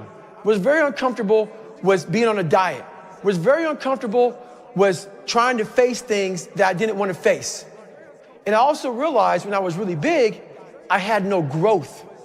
Why? Because I was living comfortable. So I realized for me to find growth, I had to face all of these different things that made me very, very uncomfortable. And that's the one thing I'll say right now to people listening to this. A real person, a real alpha, a real go-getter, they ain't saying shit about nobody. Correct. That's why you will never, ever hear me dropping somebody's name, running my mouth about somebody. I don't know what you went through. I don't know what you're going through. I didn't wear the shoes you wore when you were a kid. I didn't grow up in your fucked up house.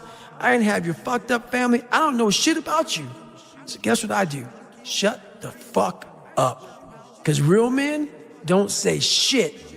Because first of all, we're too busy trying to grind and be better. Correct. Second of all, unless we know what we know, we shut our fucking mouths.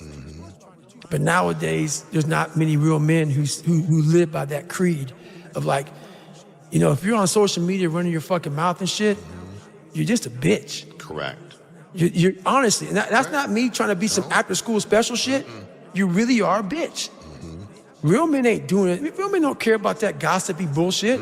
Get to work, man. The best way to get the optimum results out of your day is to plan your day the night before. There are two reasons for this.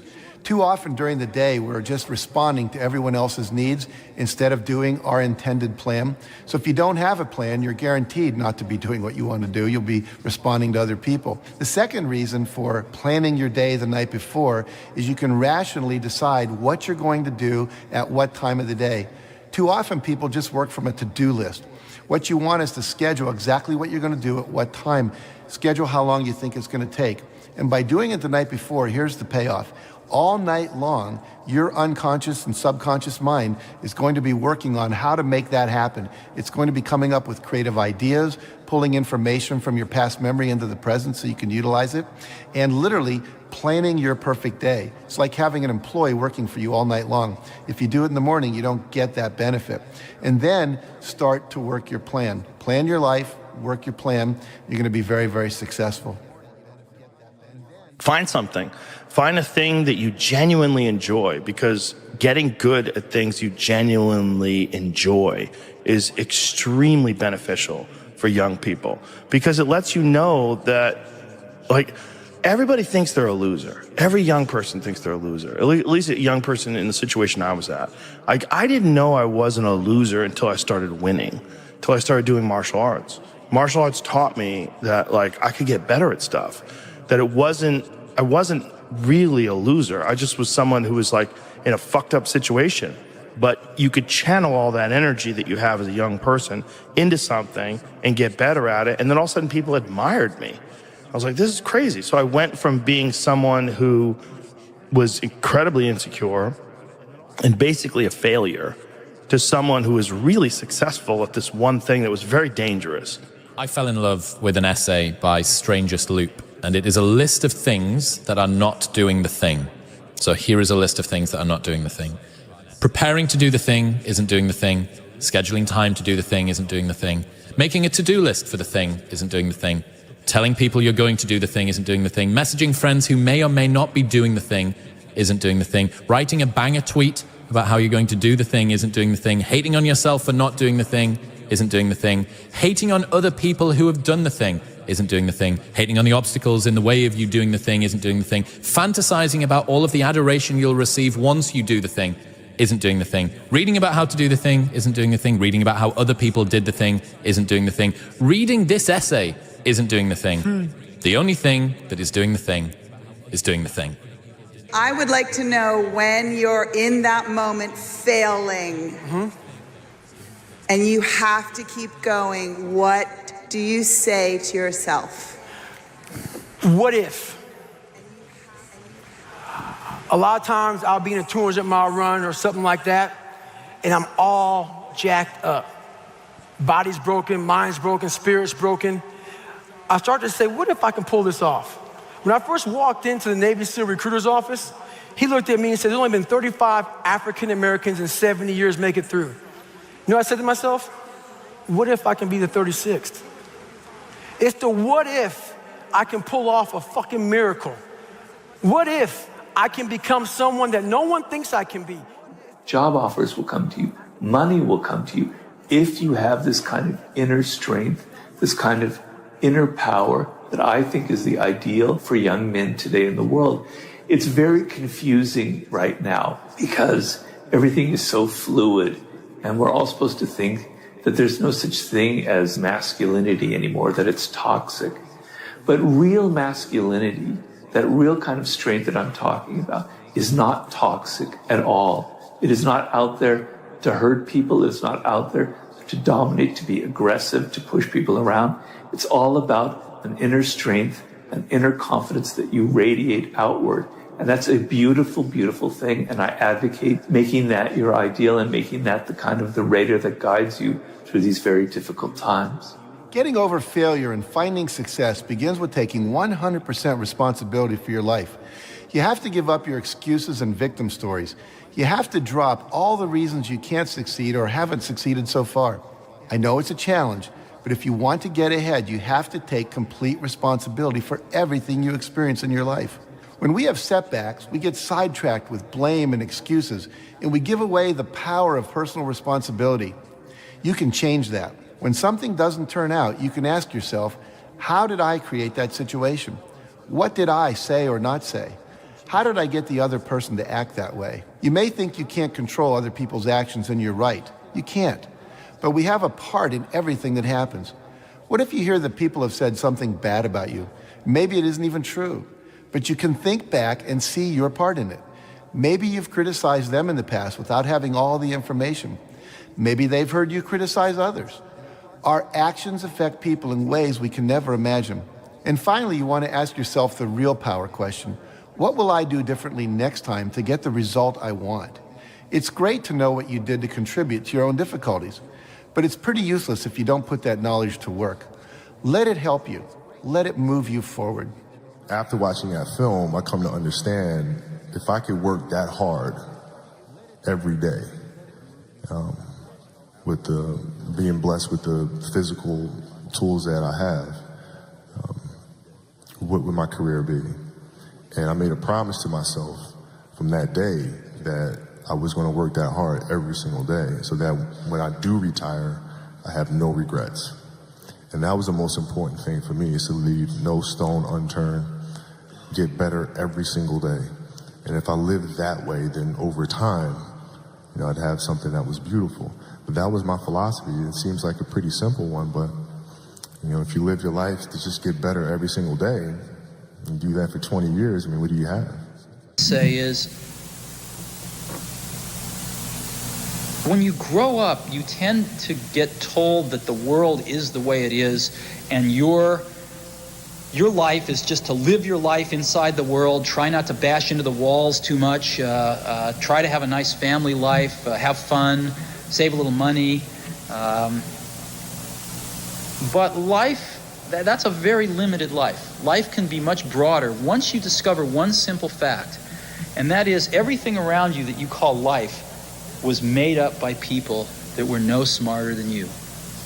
And you can change it. You can influence it. You can build your own things that other people can use. And the minute that you understand that you can poke life and actually something will, if you push in, something will pop out the other side, that you can change it, you can mold it.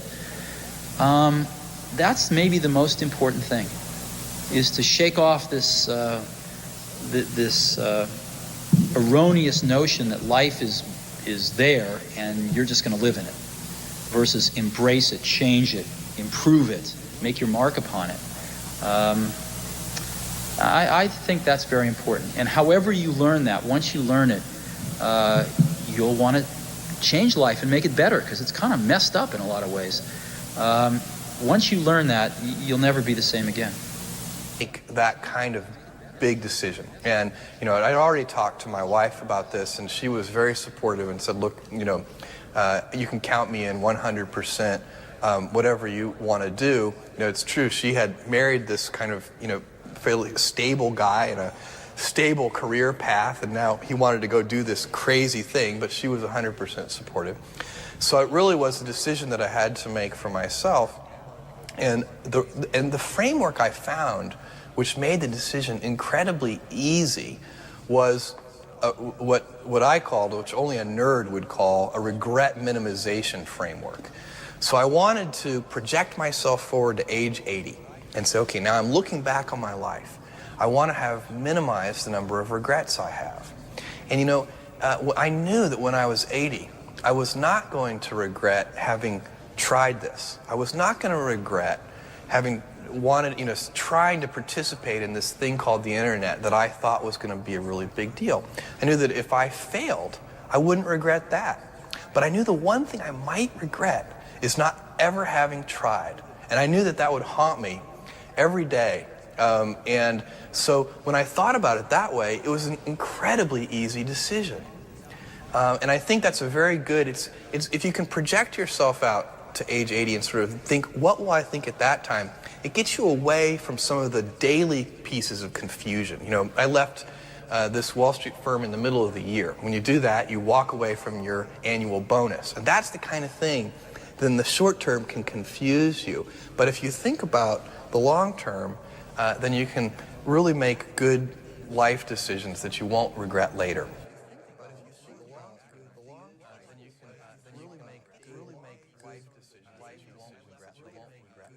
This is very important for me. I'm always a competitive player. Not just in the games, I'm in the training, I'm like that. In the home, with my sisters, with my mom, with my nephews, I'm always try to competitive hard and try to win. I'm like that. I never change because I like this. I like what I do. I like my life. I'm a happy person. So competitive is part of my life. So in Madeira, in Madrid, in England, I always want to win. I'm always a competitive person. So it's part of me. What I do love is when I do a race and on the edge, the the last race, for example, I was dead at the end. I was pushing so hard. And really enjoying it. That's what racing's all about. I'm generally pretty hardcore, I want a hard race. I want to be destroyed afterwards.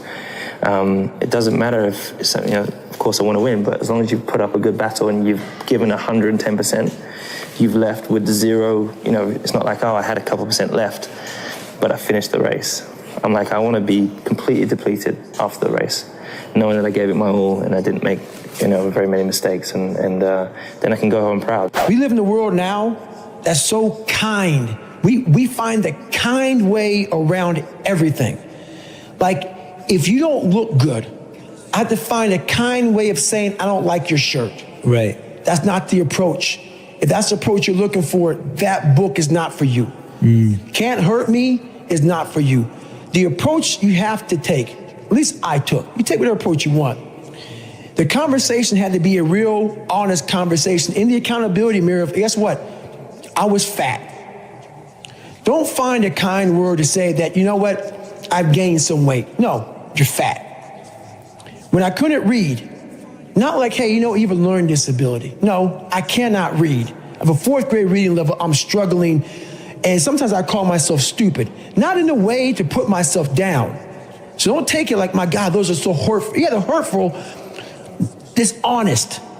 The conversation has to become an honest conversation of where you're at mentally. Where am I at mentally? I look like I feel like I'm falling behind in school. I'm lazy. My house is a mess. You have to look at what it is and call it what it is. Don't find words to make yourself feel better, because so we hang around people that make us feel better, that tell us what we want to hear, not what we need to hear. And so we stay away from those people. And we stay away from those people, like our internal dialogue becomes that kind, it's okay, it's not okay. So that's where it starts. It starts with that accountability of, it's not okay anymore. This can no longer be okay. And calling yourself out for exactly what you are and exactly how you need to fix it. I wanted to excel my game and isolate my game from everybody else. That I was more than just, a few dimensional. Even when it came to Magic Johnson. Magic Johnson was a crowd pleaser. He was a good offensive player. He was a great motivator. Average defensive player. I wanted to change that. I wanted to take another step. I wanted to do all those things, that could separate me from Magic Johnson. I'm not saying he wasn't great. He still is great. But we're great in our own different way, and that was motivational for me, and to this day it still is. I never feel that I'm at my best. I feel I still have room to improve. I still set goals for myself to strive for. I'm never complacent with what I've achieved. Even though it's been very successful for me, I still feel I have a lot to prove, not just as a player, but as a person, as a father, to some extent as a role model in all aspects. So I'm never really too complacent with myself or with what I've achieved. When I get to a point where I feel I can improve as a player, I walk away from the game. I still feel that I have a plateau that, I hadn't reached yet in terms of my skills or my expectations of myself. I'm always going to expect myself to do, certain things or surpass certain things. As long as I believe that, then, my road to success is going to continue to expand. Your whole life has been a fight. Yes. And that's the way you've actually liked it. Yes. You were brought up in an environment like that. Where I came from, it was about survival mode. And to survive, you needed to be tough. You needed to show you're tough. And that's where I came from. But I brought it in my game also. I'm not afraid to say what I think. I'm not afraid to do what I believe in. Then afterwards they give you or nothing. It's me. I cannot change me. I'm not here to be beautiful or to be perfect to somebody. I think being yourself is perfect. Yeah. You will do mistakes, you will learn from your mistakes. And you will still do mistakes. And me getting angry and that's me. I need to get fired up. So that's how I bring out sharpness. That's how I bring out the best out of me when I walk on fire. Because if you make me feel too comfortable, I'm playing to win. And to win, I will destroy you. I will do everything to win. And I need to win. Because when I win is my proof that I am alive. For me as a driver, I change. I improve all the time through experiences, not race by race, not just race by race, but in life. I'm taking all these different experiences, positive or negative, extracting the best bits out of them, learning, becoming older and wiser. I'm 23 years old, and I think I'm quite wise for my age. I think I still got a long way to go, but then when it comes to driving, I excel. I push beyond the limits. When I'm training, I go beyond the pain barriers. I just do everything I can to make sure that when I arrive at the racetrack, I've already got 2-3 tenths on the other guys. You described yourself on the pitch as believing you were a lion. Is that right? I am a lion. You are a lion. Are there enough lions around you in this team? Listen, I will be honest to myself. The table is not lying. I think the team is where it is because it is what it is. If we would be number one, we would be number one. Top 4 for me, it's last time I came second, I don't even remember that. Was in Milan. AC Milan. AC Milan. And you didn't like that? No. You said it was something you weren't used to. That was the first position of the last ones, so that I don't really like. And you described that season as a failure. It is a failure. So this, whatever happens, whatever comes after the first one is a failure. You stare at your past and you'll end up staying there. It's okay to look back and admire it, but you carry on. I'm not in the business of staring back at it. You know what I mean? And getting lost back there. People say a loss can make or break a fighter, but trust me, a win can also make or break a fighter because they get comfortable with a win. People can get comfortable with a win, and slack off then. Slack off on the training, slack off on the diet. They've won one. They're winners now. That's not me, you know. You sleep on a win and you'll wake up with a loss. So I just carry on. Keep doing what I'm doing. And that's why this turnaround is so good for me. Vegas, straight away. The Fighting Irish head to the fighting capital. It's perfect. Continue on this path, the freight train straight to the top. Sports is a tool that teaches, you know, and it teaches you bad things. It can also teach you good things. It's how you perceive those things. I've looked at every experience that I've had, negative and positive, and taken that as a positive. You know, if I wouldn't change anything because I think it would alter some of the other things that happened. You know, so when I look back, I can't say that I've had any bad things happen. Sure, I mean, you don't want bad things to happen, but you deal with bad things. You can't have good or without bad. Maybe, I don't know, the Irish people might understand more. A young boy dreaming of putting on the Irish jersey or dreaming of putting on his favourite football team's jersey and that crest and lifting that cup, you know, this is my crest. These gloves right here, these UFC gloves, you know. Be the first Irish man to put these on, to lace these up and get in and do the job. Honestly, no one can take that away from me, no matter what. Honestly, I don't mean to be disrespectful, but I don't care about nothing else. I don't know about nothing else, you know what I mean? Don't even listen to it. If I start talking about something else, just don't listen. I'm talking shit. But if I talk about this, if I talk about unarmed combat, if I talk about the human anatomy, you know what I mean? The way the human body moves, then listen. My thinking is so superior, and my knowledge is so positive, and my logic is so wise until it clashes with their mentality, which is down here and I'm up there. So by me being so high, I can see more and see farther than you. And you looking up at me saying, Ali, don't do it. Ali, please stop it, it hurts.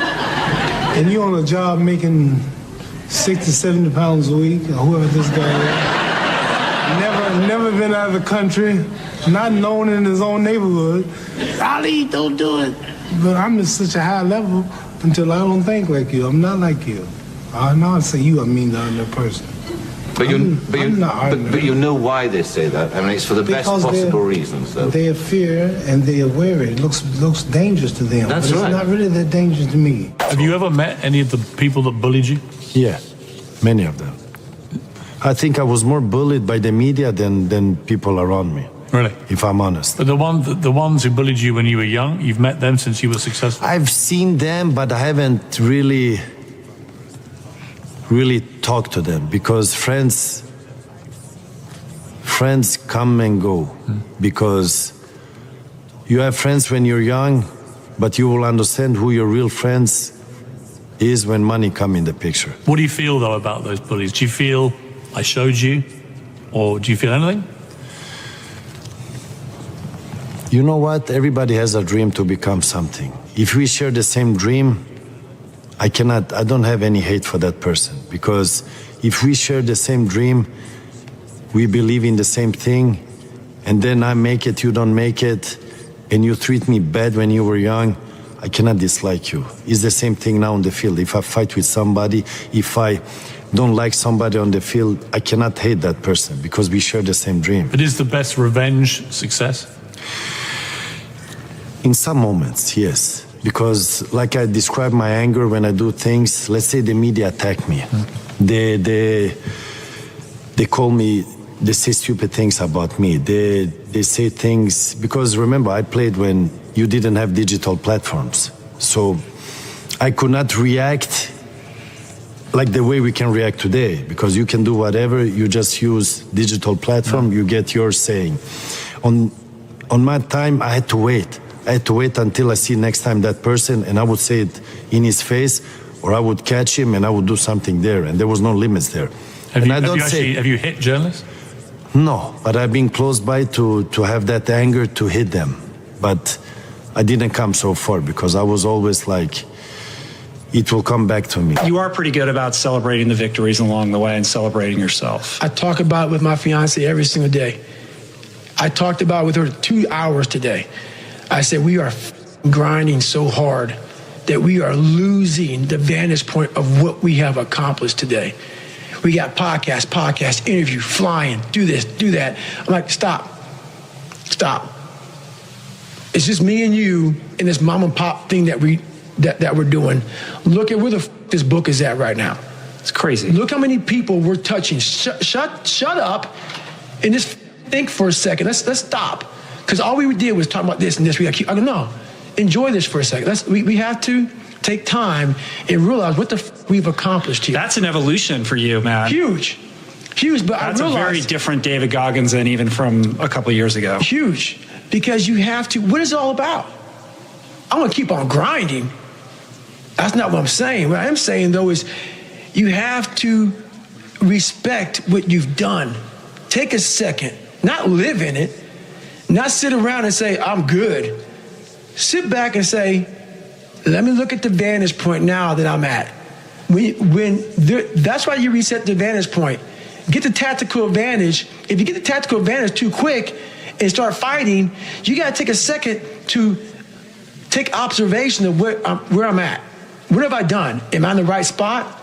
I'm obviously in the right spot right now. Now we can go back to fighting. You know, I'm sure Henry will tell you, any fighter that knows what's happening, you really can't plan a fight when you're meeting a man you've never met before, right? You just have to get your tools ready. Here's a car stops on the highway. They call the AAA or whatever and say, my car's broke down. What it is, the lady, she don't know it's broke. Well, the man comes with all the tools, and he come equipped to handle whatever the problem is. An astronaut goes into space, and he pretends that something happens to the ship before he take off. He gets out and he works on it. He's not looking for something to happen, but it might happen. So I just had everything ready. Now, after the first round, being here with a top professional, a man so great, had so many knockouts, never been defeated, never been even scratched, I didn't know really how good he was. So I had to come in, actually a little nervous, and with everything ready. After one round of dancing, I found out that this would tire me out. So I would have to resort to ropes. I figured that out after the first round. So I said, I'm going to go to these ropes, and I'm going to let this man throw everything he can. Let him tire himself out. He might look like he's winning, and if he don't hurt me, I'm going to stay here. But if he should be as great as they say he is, if he hits as hard as they say he hit, when he hits you and breaks your arm, he knocked out Joe Frazier, I couldn't do it, knocked out Ken Norton. He was a big, bad giant before the fight, you remember. Now, you remember that, don't you? Yeah, I do. How bad he was? They don't say that now, but you remember he was a real bad cat the other day, right? Don't forget that.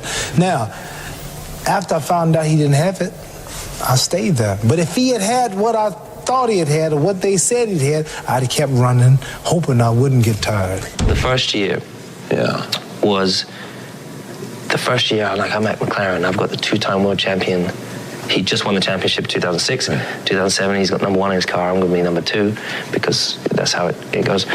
And I remember sitting, testing, just studying. I've got to make sure that I somehow I'm going to match this guy. I believe in myself that I'm somewhere in me. There's the speed to keep up and beat this guy. So and then before the first race, Ron said in his office, he's like, look, you got to expect and don't be surprised if you're half a second behind Fernando at the first race. You don't know what that did to me inside. I was so... What did it do? I was like, it just boiled me inside because he obviously not undervalued me because he obviously gave me the role, but he was not expecting me to be able to answer to his special new guy. And so he said, do you expect to be beaten? Yeah. And so... and your life had not been about expecting to be beaten? No. So, I trained like crazy. I prepared. He did beat me in qualifying, and he did beat me in the first race. But I finished just behind him, third. And after that, I think I beat him in the next race. No, I didn't beat him. I think maybe the third race I beat him, and then I beat him in the championship at the end of the year, my first year, my rookie year. The only thing we can do is take one day at a time. It's all we can do. No one is perfect. Every day we strive to be perfectionists, but no one is perfect. I make mistakes. I've said things that I shouldn't have said when I was younger. I've done things that I shouldn't have done when I was younger. I'm not perfect, but we live and we learn. And that's a part of growing. Jealousy, people jealous of you, comes with success. So anytime you're successful, people gonna be jealous of you. When people not always gonna like you. Sometimes when you're in class, some people don't like you when you're in school, right? But that don't stop you from going, right? And you still go there and be your best, right? So same thing like my job. I still go there and be at my best.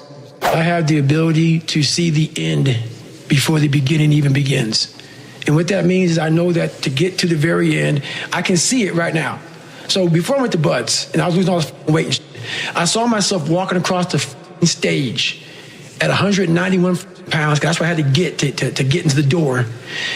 I saw myself 6 months, a year later, whatever's going to take me to do it, I saw myself walking across that stage, getting that certificate of graduation from Buds. And I was able to be there at 300 pounds. And that feeling, that I was nowhere near that feeling, I was able to put myself there 1,000,000 times every day. And that feeling of like, my God, that is going to feel amazing. That's what made me suffer. That's what allowed the pain to be real and say, this is worth it. I want to feel for this next 18 months. It took me 18 months to finally become a Navy SEAL, to finally, just get through Buds. 18 months, it's 6 months. It took me 18. That's what woke me up every morning was, I'm going to put myself through this much pain and suffering for a few seconds. That's all it is. A few seconds of joy. It's so worth it, man. That's what people don't get. So I'm able to put myself at the finish line, even though I have no finish line, but at the finish line of an event before I even start to say, how are you going to feel at the end of this? Visualizing is my biggest tool of life. That's why I've been able to put myself in cold water, put myself in a 100-mile race millions of times before I've done it. And I'm able to go through the race and see how I'm going to feel at mile 50. Almost to the exact feeling. Right, so when it comes up, it's no surprise. It's no surprise. I've already done this 1,000,000 times. Mm-hmm. I think I just had a game plan. I had a brilliant game plan. The game plan was to be very outspoken. I was born with personality. I was born with charisma. Speak my mind. Speak from the heart. I don't hate or dislike anyone. I want to go out there, and just do what I have to do inside that square circle. Choose a tremendous team on the outside that's going to help me take things to the next level, and that's what I did. How do you apply that to business? So what you've learned in boxing, the lessons, being a champion, how? That's interesting because you have to know in business, as in boxing, you have to know how to market yourself. Yeah. You have to know what's going to allow people to fill up the seats. Yeah. And my situation came about, I was the killer. I was the psycho tough guy. I was the anti-hero. I wasn't a good guy, I wasn't a bad guy, just...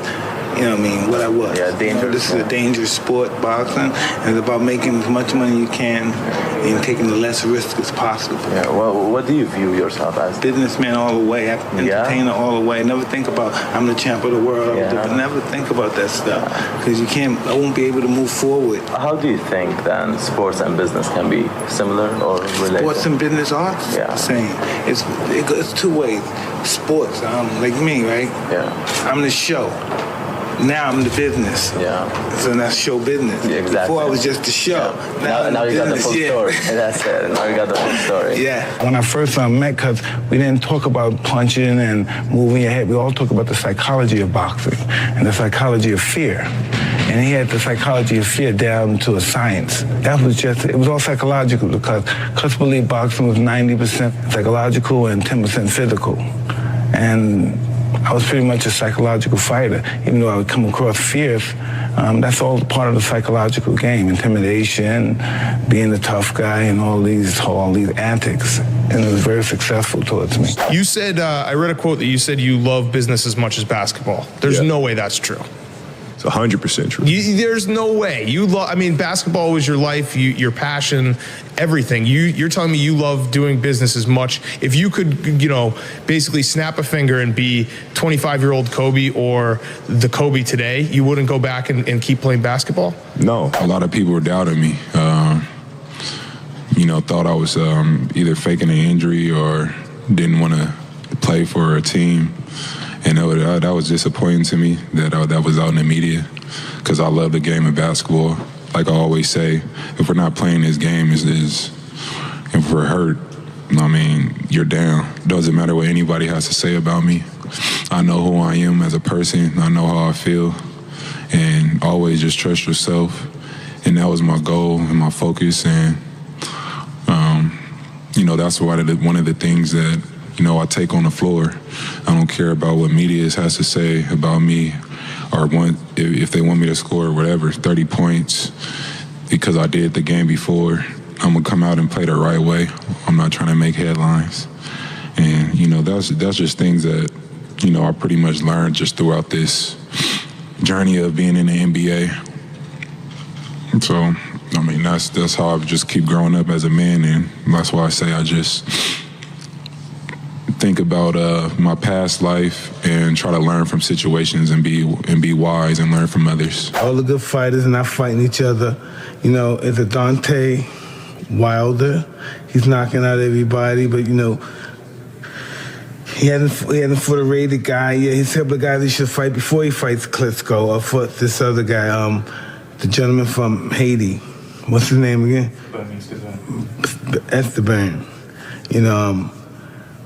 He should fight some contenders. I'm not saying he's a bad fighter, he can't fight. It looks like he was going to win. Before the fight even started, this guy's going to win. That's not what boxing's all about.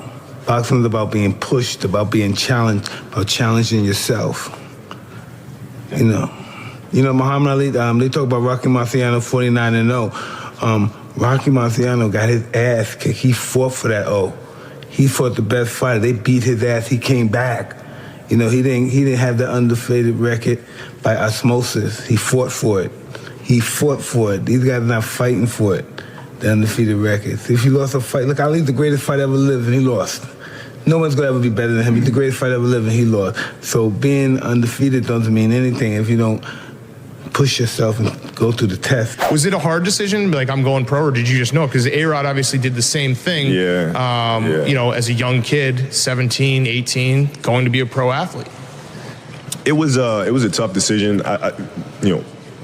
Ultimately, the key factor for me wasn't whether or not I was ready.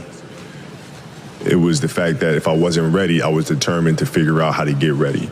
And ultimately, even if I was ready, I still need to improve anyway, right? So the work's not going to stop. And it was just a matter of, do you want to come to the league and learn from the best? And I'm doing the math in my head. I'm looking at Stockton, how many years he's playing, Drexler, how many years he's playing, MJ, how many years more he's playing, Hakeem. And these are players that I studied growing up. And the best way to learn from them is to have that jump off of the film, jump off of the page, and see it face to face. That's the best way to learn, because it was like a database. I had everything in my mind of what they could do, what they didn't like to do, where they did it, when they did it. Now, if I could see that up close, that is the greatest form of education that I could possibly receive. So that's when I was like, nah, I'm going to go pro, because I've already done it. See, here's the thing. When I was playing, and teammates would say, "Oh, Kobe's not out on the road. What is he doing?" What is it about investment and entrepreneurship that sort of has bitten you?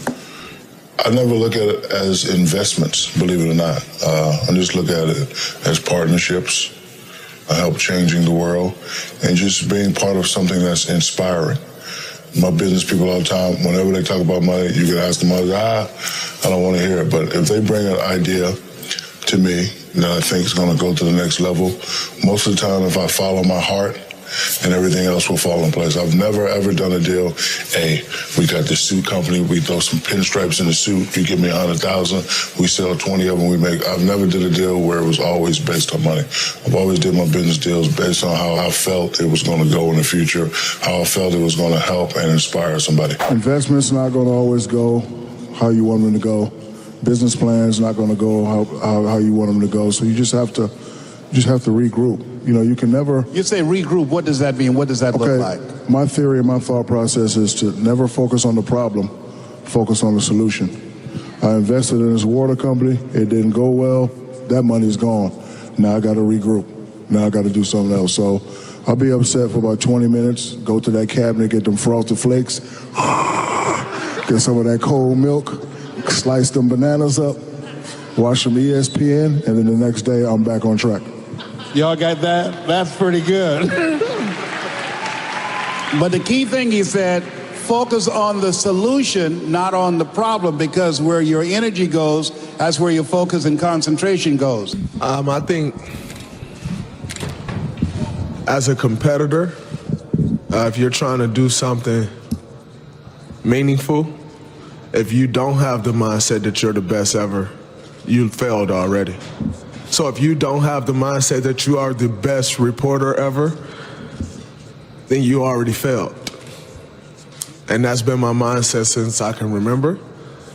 That will be my mindset as long as I can remember anything, that I am the best ever at what I do. And every day that I step on the basketball floor, I will strive to be that. But my mindset will always be as such, as I am the best to do what I do. And that'll give me a shot at being the best. But before you can ever reach anything, you have to believe it. You don't just mistakenly become great at something.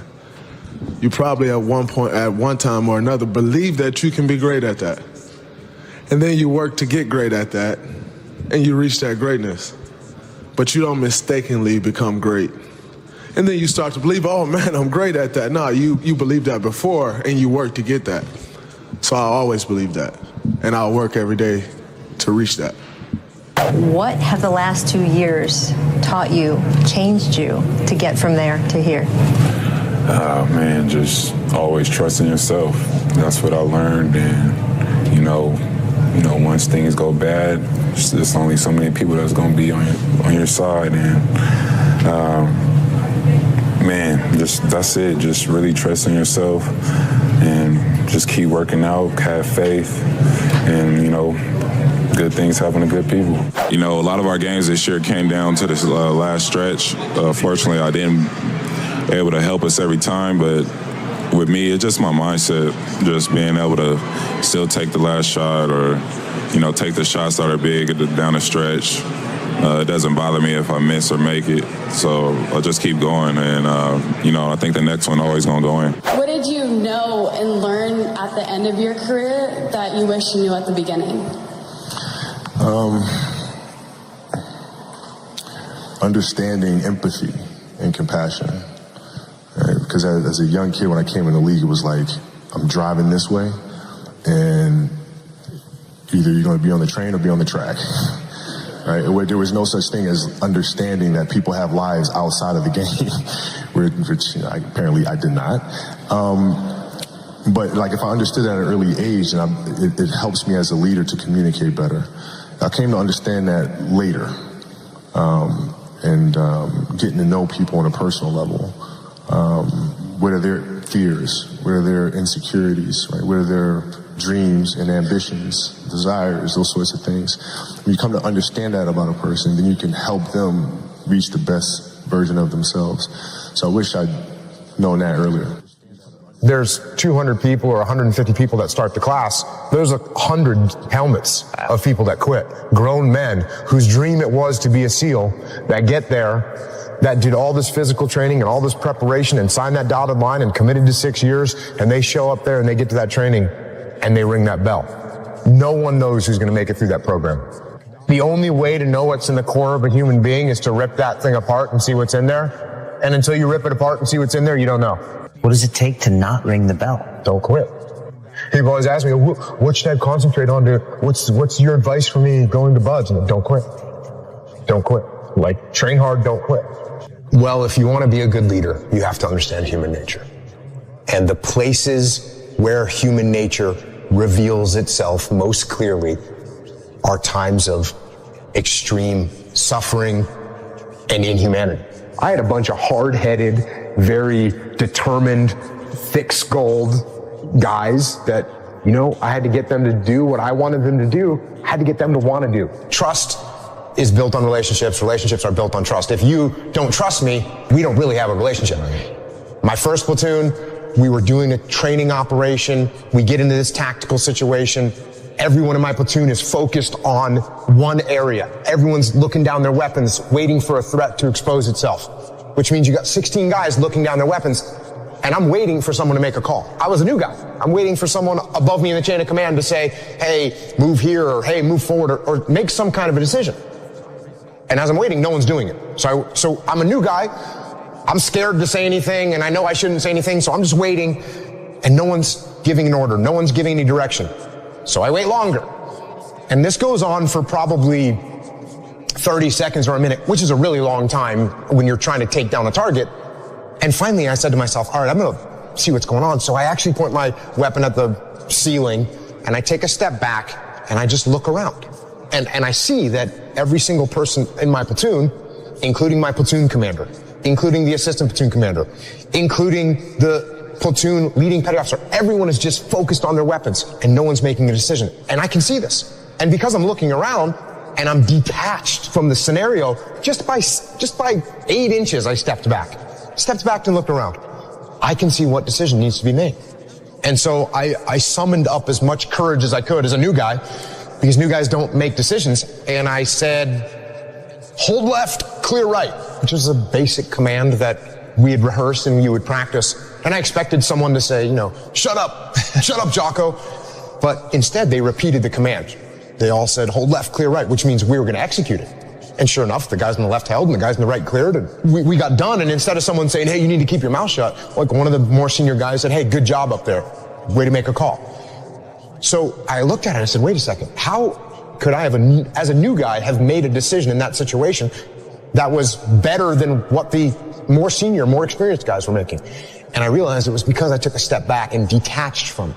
So at that moment, I said to myself, okay, from now on, when I get into these tactical scenarios, I'm going to take a step back and I'm going to try and look around and I'm going to try and detach myself from the chaos and the mayhem. And I started doing it all the time. In every tactical situation, in the land warfare, in the mountains, in the urban environments, I was doing it all the time. And I was able to see what was happening. It was like a superpower to be able to see what was happening and make decisions.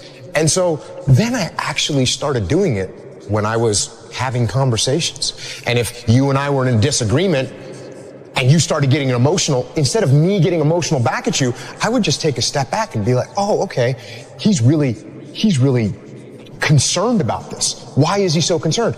What does he see that I don't see? And I started actually just detaching all the time. And that became a very powerful tool in leadership that I use to this day. My second platoon, our platoon commander, the guy actually in charge of the whole platoon, he's not very experienced. He didn't listen. He didn't take advice. He didn't take guidance. Everything was like his way or the highway. And we had a mutiny inside of our platoon. We went to our commanding officer and said, hey, sir, we don't want to work for our platoon commander. He doesn't listen. He's arrogant. And eventually what ended up happening was this guy got fired as our platoon commander. And that left an impact on me because as I'm watching this going, I'm thinking to myself, why don't we like this guy? Why doesn't anyone want to listen to this guy? Why don't we want to follow this guy?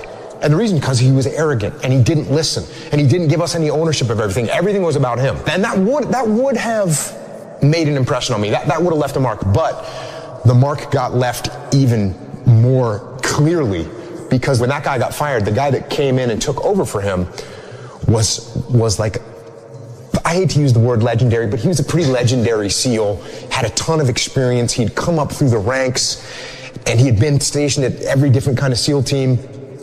And he took over as our platoon commander. And I kind of thought to myself, well, he's going to take over because we're a bunch of mutineers and they need to put someone really strong that's going to whip us back into shape. So I was anticipating that we were going to have this super hardcore guy. And this guy shows up, and he's got a nice smile on his face, and he's super humble. And I remember one of the first things he said to us was like, I look forward to working with you guys.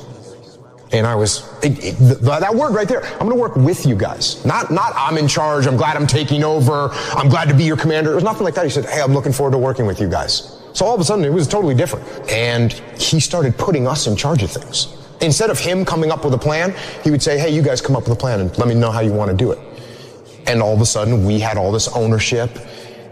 And that made me reflect on the way the first guy had acted compared to the way this guy had acted. And I realized how important it was to be a humble leader and to listen to other people and to give ownership to other people. In the 3rd platoon, it was a good solid platoon, and we had a good platoon commander, and we were out in the desert doing some training, and some targets popped up. We started engaging the targets like we're supposed to, and everyone gets in the prone position and is returning fire. And I did what I had been doing this whole time, which was detach. I kind of took a step back, shot a couple rounds, then kind of pulled back and looked to see what was going on. And I saw the call that needed to be made. And I gave the platoon commander a couple seconds to make a call, and he didn't make it. So, I made the call. Peel left. And everyone said, okay, peel left. And we peeled left, and we left the scenario, and we got our distance, and then we stopped the training exercise, and we did a little debrief. And during the debrief, the platoon commander, he said to me, well, why did you make that call? And I said, well, I could see what we needed to do, and you hadn't made a call, so I made the call. And he goes, well, I actually didn't want to peel left. I wanted to assault the target. And right there in that split second, I kind of thought to myself, well, like part of my ego flared up, and I was kind of thinking I could have said something along the lines of, well, you need to make a call faster. If you're not going to step up and lead, then I'm going to do it. Like I could have said that. But I realized at that moment in time, wait a second, I didn't need to make a call. The problem could have developed more.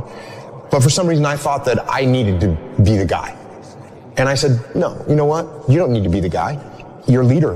You need to support your leader. And it's not about you. And what you have to do is subordinate your ego and be supportive of the person that's in charge, and you move forward together as a team. Because that's what it's about. It's not about me. It's about the team.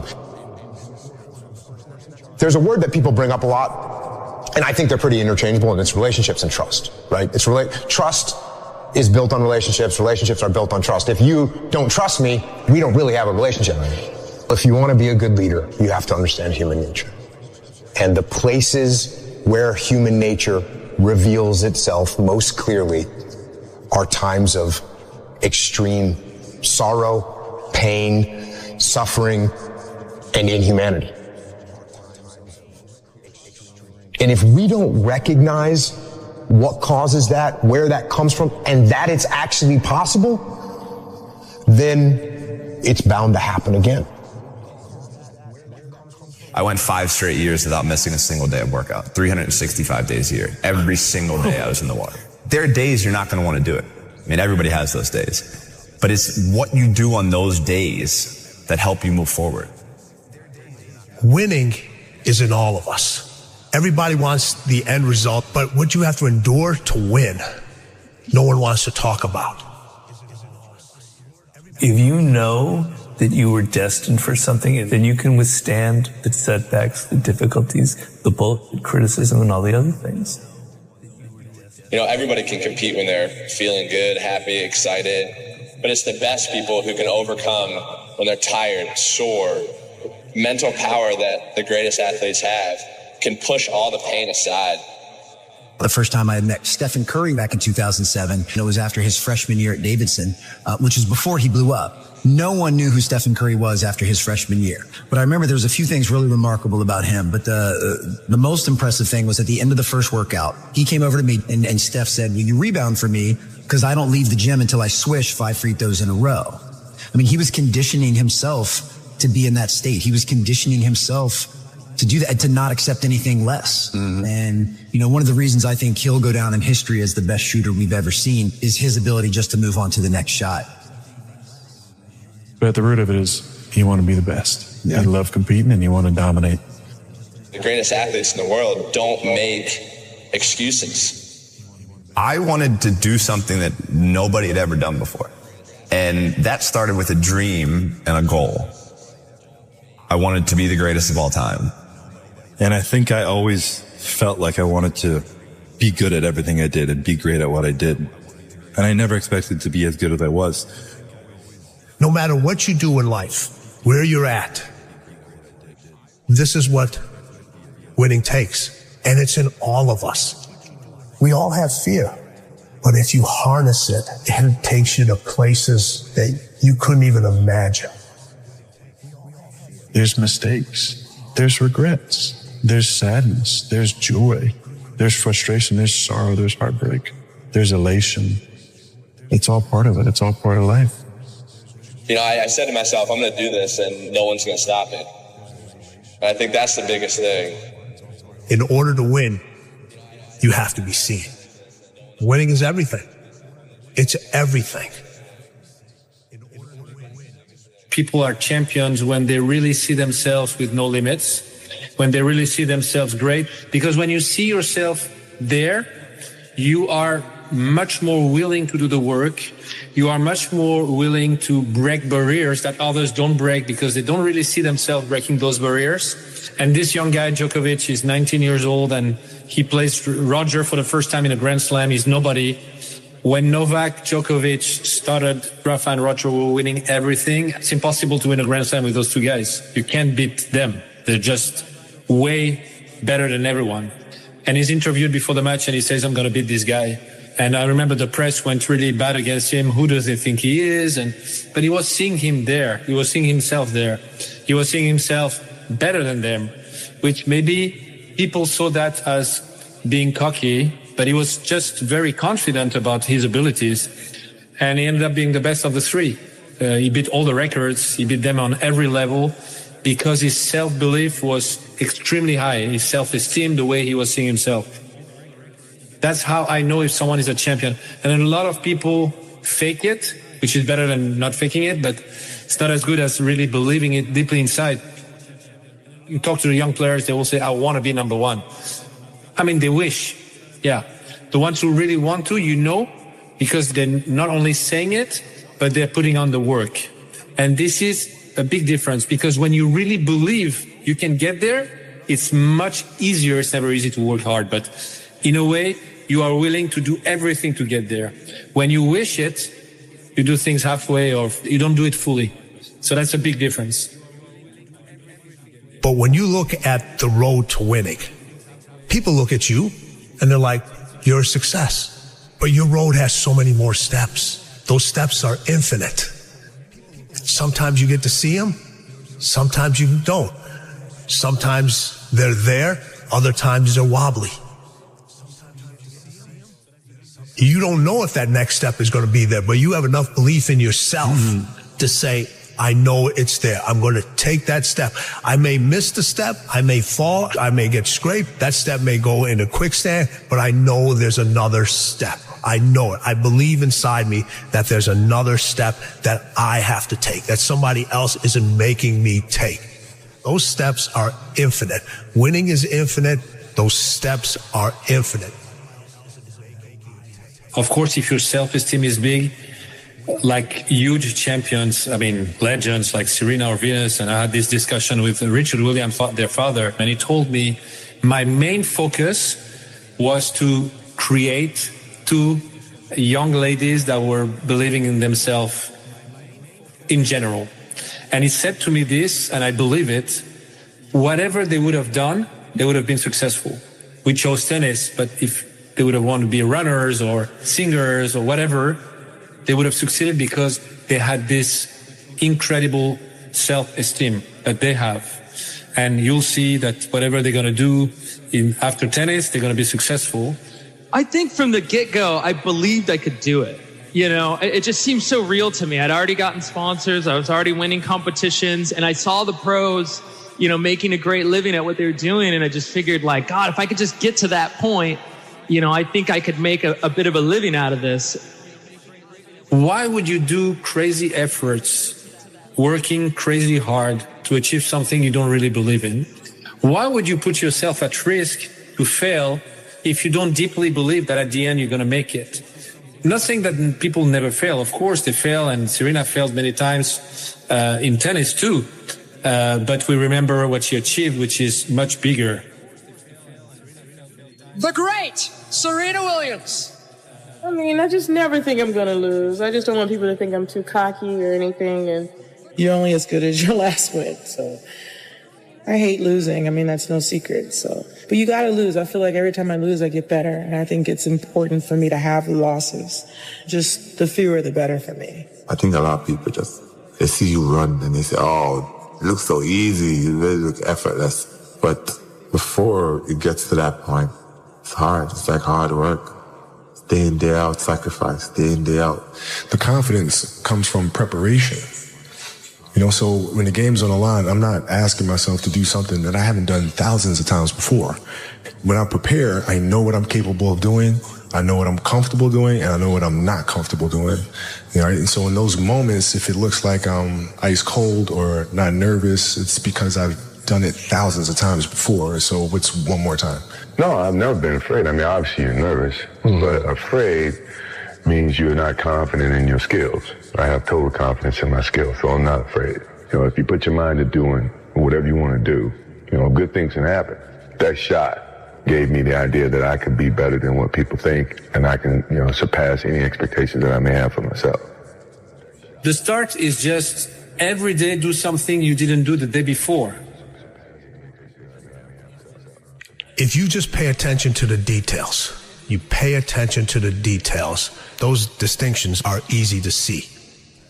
Everybody talks about working hard, showing up early, showing up late, doing all. Everybody can do that. Everybody can do that. It's the mannerisms of the way they carry themselves. It's the way they compete. It's the way they listen. It's the way they absorb information, how coachable they are. The one thing all my athletes in business, in sports, the best of the best are so coachable. They listen. They listen. They absorb the information. They pay attention. They're there. Of course you want to win, but winning is not a goal. Winning is a result. The goal is, what do I focus on? I focus only on things that I can control. Winning, you cannot control everything, but there are a lot of things you can control. A lot of things happen. A lot of emotions come in. A lot of thoughts come in. You have to take them away, and the only way to take them away is to talk to yourself in a way that makes you better. But you also have to make efforts every day, and you do, to have those small victories and build yourself as a person that is able to achieve his dreams. By no means have I never made a mistake. I made lots of mistakes, both in and out of the pool, and I've been able to learn from every one of those mistakes, and I've been able to, help people not make the same mistakes that I've made. So keep going. You're doing the right thing. Sun don't stop for nobody, man. Sun don't stop. Sun gonna be up in the morning regardless. That sun is gonna be up in the morning regardless of how I feel and how depressed I am. The sun is gonna shine in the morning, and at nighttime the moon gonna be there, and you gonna look up. These days gonna keep going by. So do you let the days go by and look up, and you done wasted a year doing what? Or do you just pick it up? All right, well, gotta figure it out. Made some mistakes. Life goes on. Let me figure out life from this point. You want to become best, you want to become champion, and now you want to say like you tired? Who cares? You tired or not? Nobody cares about you. He was tired, he have personal problem, family. Nobody cares. We're all writing a book. What's your book look like? What does your fucking book look like? Like your life is a book. You got a bunch of chapters in your book, but when they close that book, how good was the book? How good was your book? What was the ending to your book? Yeah. What was really your work ethic like, and for how long did you stay disciplined? Well, I mean, every day. Since 20 years. It was an everyday process, and trying to figure out strengths and weaknesses. For example, jumping ability. Man, my vertical was a 40, wasn't a 46 or a 45. My hands are big, but they're not massive. Right, so you got to figure out ways to strengthen them so your hands are strong enough to be able to palm a ball and do the things that you need to do. Quickness, I was quick, but not insanely quick. I was fast, but not ridiculously fast, right? So I had to rely on skill a lot more. I had to rely on angles a lot more. I had to study the game a lot more, and it just never changed. What I found is that winning doesn't happen on show day. It happens in those early mornings, painful workouts, long cardio sessions, and hungry nights. It happens in those moments of fear we all have when faced with a difficult goal, and then more so in what you make of that fear. It happens in every second of every day before you win. If you can take every opportunity you have to bring yourself closer to your goal, win every one of those opportunities, all while becoming more resilient in the process, how can you lose? That is an exciting opportunity. I became obsessed with being the baddest that God ever created. Am I that? I don't care. I believe it. And I was trying to tell him, once you become obsessed with something, obsessed, it's okay to be unbalanced for a while. It's okay. Don't be all this stuff people say, you got to be balanced. To be the best in the world at what you do. It's not about being a Navy SEAL, people. The best at what you do, you have to be unbalanced to find every bit of energy and strength that you have to pull it off. How bad do you want it? There's two options. To continue forward, pushing upward. And if you do, that dream is given birth, and forever you will live in the reality of it. If you stop, quit, throw in the towel, I promise you there's no distance you can travel far enough to find that dream again. For it is dead. And in its death, it's replaced by regret. What's the least amount of sleep you played a game on? No Is there a story where it's like, you know, no one knows about, where you went and played a game and it was so insane for whatever reasons? No sleep. You played a game with zero sleep. Zero sleep. Zero sleep. It's like, you know, kids, you know, Natalia had a certain, you know, health situation or what have you, and you're staying up all night, and then you got to go out and perform because fans don't know, you know, teammates don't know, nor do they care, nor should they, that you've been up all night. You got to perform. Like, I see a lot of players take vacations with other players that are close friends, and or just take vacations just to take vacations, or just hang out just to hang out. Like, I never did that. But it was a choice. Why didn't you do that? Well, because when I retire, I didn't want to have to say, I wish I would have done more. All week you was work hard. End of the week, if you don't tire it, this is good question. You have to worry about yourself. But this is Saturday. Your 6th day, you work so hard. Of course you're gonna tire it. Tomorrow rest, and Monday we're gonna begin one more training. If you don't want, go back to Dagestan and stay with your mom. She's gonna give you every day good breakfast. You don't do nothing. Stay there. But if you come here, don't complain. You wanna become best. You wanna become champion. And now you wanna say like you tired? Who cares? You tired or not? Nobody cares about you. He was tired. He had personal problem, family problem. Nobody cares. A lot of people live their entire lives not fulfilling their purpose. One time in my life, I felt that. What was my purpose? Till you find the center of your being, you will continue to walk, going through the motions. The one companion that's always going to be with you is yourself. Yourself is what you have. And you need to encourage yourself. You need to look around, and you need to be able to say, look, I'm not stuck here unless I choose to stay here. If you don't have somebody who's going to do that, become that somebody. What's something difficult you're going through that people don't often see? I mean, my mind is a storm. I don't think most people would want to be me. They may think they would want to be me, but they don't. They don't know. They don't understand. There's 24 hours in a day where you're alone in this brain, and your brain is talking to you in all kind of ways, and it wants to control you and pull you in these different pockets. You got to tell your brain where you want to go and how you want to get there. If you can't control your own brain, it's over.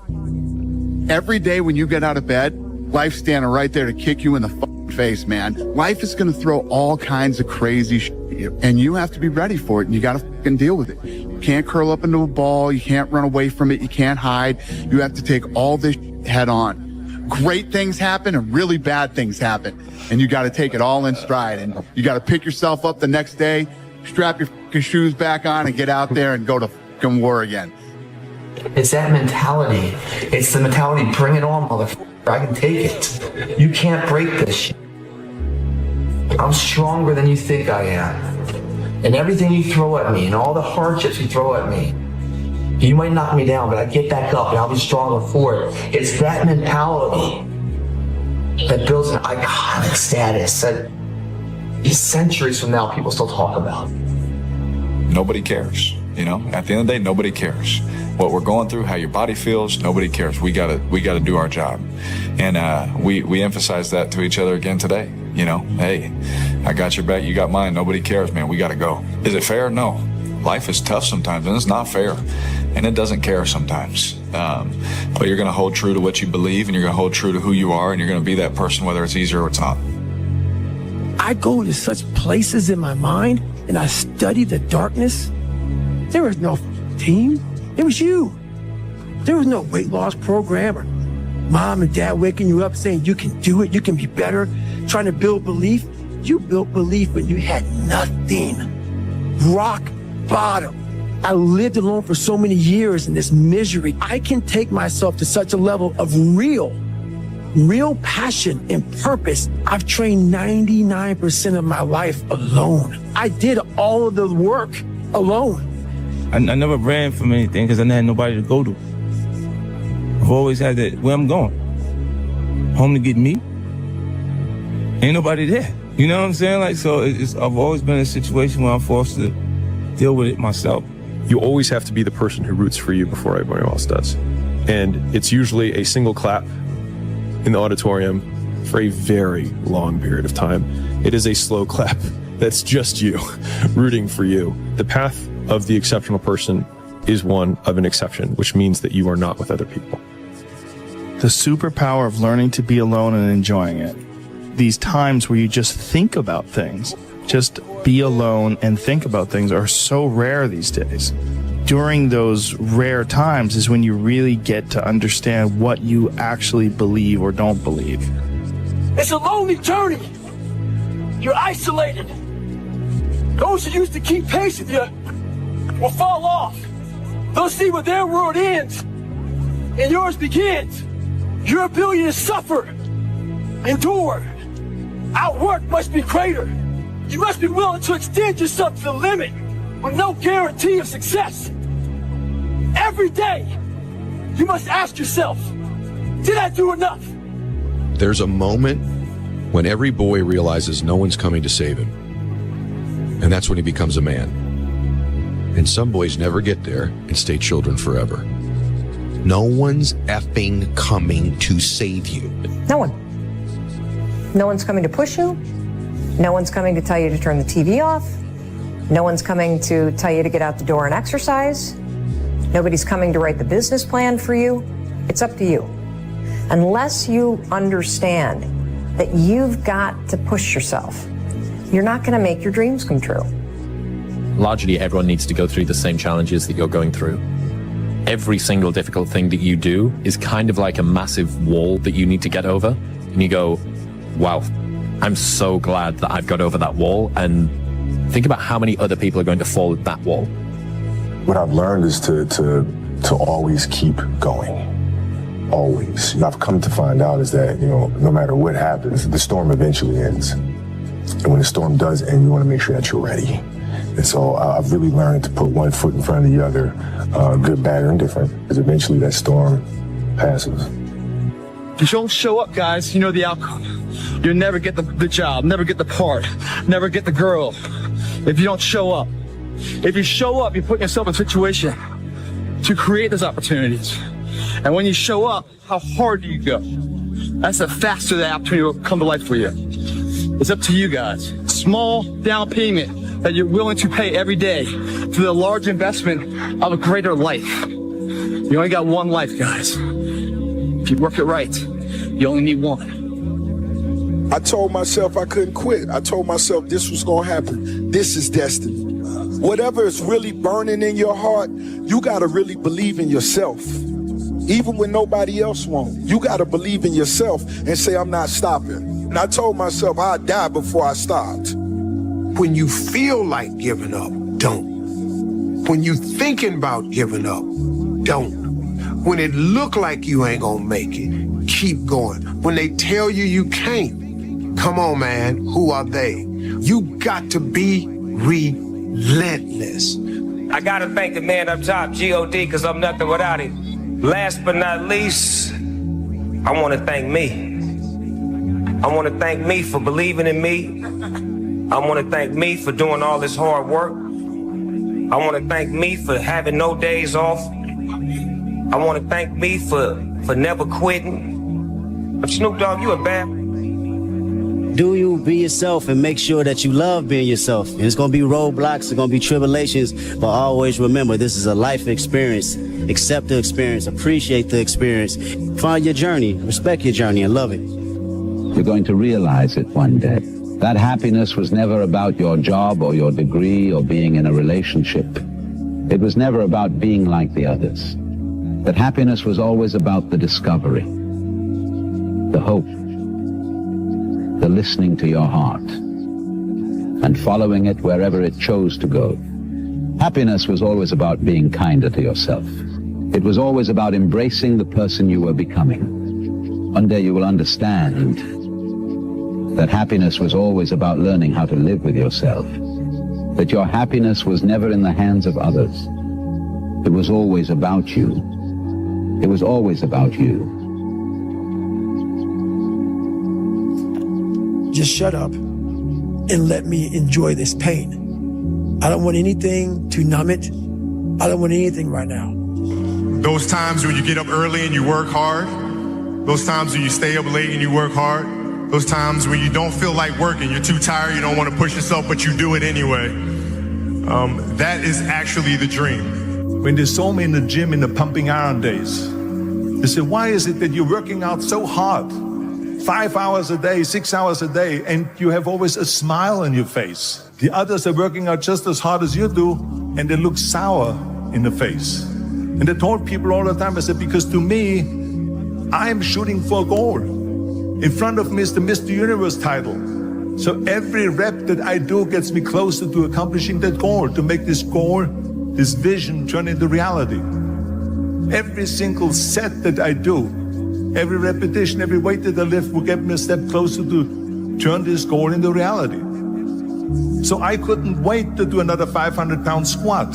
I couldn't wait to do another 500-pound bench press. I couldn't wait to do another 2,000 reps of sit-ups. I couldn't wait for the next exercise. But where do you go to? You wake up on a morning, it's cold, it's wet, it's dark, you've got no cartilage in your knee, you've got shitty shorts, whatever it is that's the issue today. I know every motherfucker ain't gonna do what I'm gonna do. I know there's a whole bunch of people with that right there. That fires me up. That makes me fucking happy, what you just said. That brings joy to my life right there. Why? Because I know there's so many people that have the ability and just refuse to get off that couch. Refuse to study a few more hours. Refuse to go deeper, to go further. And that's where I gain the advantage. It's so easy to be great nowadays, my friend, because most people are weak. I get happier about the harder it is because I know that no one else will follow. It's a selection effect. And I think if you can shift from this is hard to no one else will be able to do this, then it flips from being this thing that you're like, oh, poor me, to oh, poor everyone else who's going to have to fucking try. Be the guy who embraces the ugly, the miserable. Be the guy who embraces hard work, the grind. Don't be afraid of being hurt. Don't be afraid of sacrificing some blood. There was probably 100 days where I didn't want to do anything. I wanted to stay in the pool or stay in my bed and not get out. But those were the days where you have to. You have to get up and do something, because I think that's really what separates the good from the great. The greats do things when they don't always want to do them. Rich people don't sleep 8 hours a day. That's a third of your life. I had 130 days in game, just sitting, looking at a screen, playing one character in one game. If you think ordinary's cool, ain't no problem. But if you are sitting in this room and you have extraordinary aspirations, then you're gonna have to do extra. Imagine if I could put this kind of focus into something in real life and just make that seem a little bit like a video game. Imagine the results I could get then. You have to decide if you are willing to do the things to put you in that category. You know, when you're kind of addicted to it, you can play at any time. You cannot be sleep 8 hours a day. You can't live in LA and wake up at 8 o'clock in the morning. It's 11 o'clock on the East Coast. The stock market been open 2 hours. They already making decisions about your life and your ass was asleep. And again, so I was just like, imagine if I could feel like that, but in real life, turn life into a video game. The Bible says, he who loves to sleep and the folding of hands, poverty will set upon you like a thief in the night. I have never met anybody who became incredibly successful in any area of their life until they had suffered and sweated and sacrificed and kept their focus and fought through tears and trials and tests. And if you have a dream and you commit to it, it will come to pass. A blade does not become strong. It does not become tempered until it's been through the fire. Until it's been through the fire. Nobody cares. You know, at the end of the day, nobody cares. What we're going through, how your body feels, nobody cares. We gotta do our job. If you can see it here, and you have the courage enough to speak it, it will happen. You cannot change your life unless you change something. If you always do what you always did, you'll always get what you always got. Your biggest enemy is you. My whole book is about you battling yourself. People don't understand it's you against you. The only person that gets in your way is you. Nobody else. It's you. Everybody thinks they're a loser. Every young person thinks they're a loser. At least a young person in the situation I was at. Like, I didn't know I wasn't a loser until I started winning, until I started doing martial arts. Martial arts taught me that, like, I could get better at stuff, that I wasn't really a loser. You will fail at some point in your life. Accept it. You will lose. You will embarrass yourself. You will suck at something. You can't wait for everything to be perfect to start living your life. Because I've been, that's what I've done. My whole life has been like that. Inside of me, it has been, as soon as it's all lined up, I'm going to show you myself. As soon as I've got it all looking the way I want, I'm going to show up for you. I'm never going to get to that where everything's okay, where everything looks a certain way. And in the meantime, I'm burning the best time I do have available. I'm burning that candle up. I'm burning this candle down, and I'm saying as soon as it gets bright enough or warm enough in here, I'm gonna show up. But the candle's getting smaller. It's more socially acceptable to be our own biggest critic than it is to be our own biggest cheerleader. 10 years before I've heard it put into words, if you can be in a bad mood for no reason, you can be in a good mood for no reason. There's a quote that I've fallen in love with. The magic you are looking for is in the work you're avoiding. The magic you are looking for is in the work you're avoiding. When I wake up every day, there's only one voice I have to listen to. It doesn't matter whether I achieve all of my goals or I don't achieve all of the goals. In 3 generations, I'll be forgotten, and the only people who were naysaying against me will also be dead. And so then it's like, just do it for me. When it feels scary to jump, that is exactly when you jump.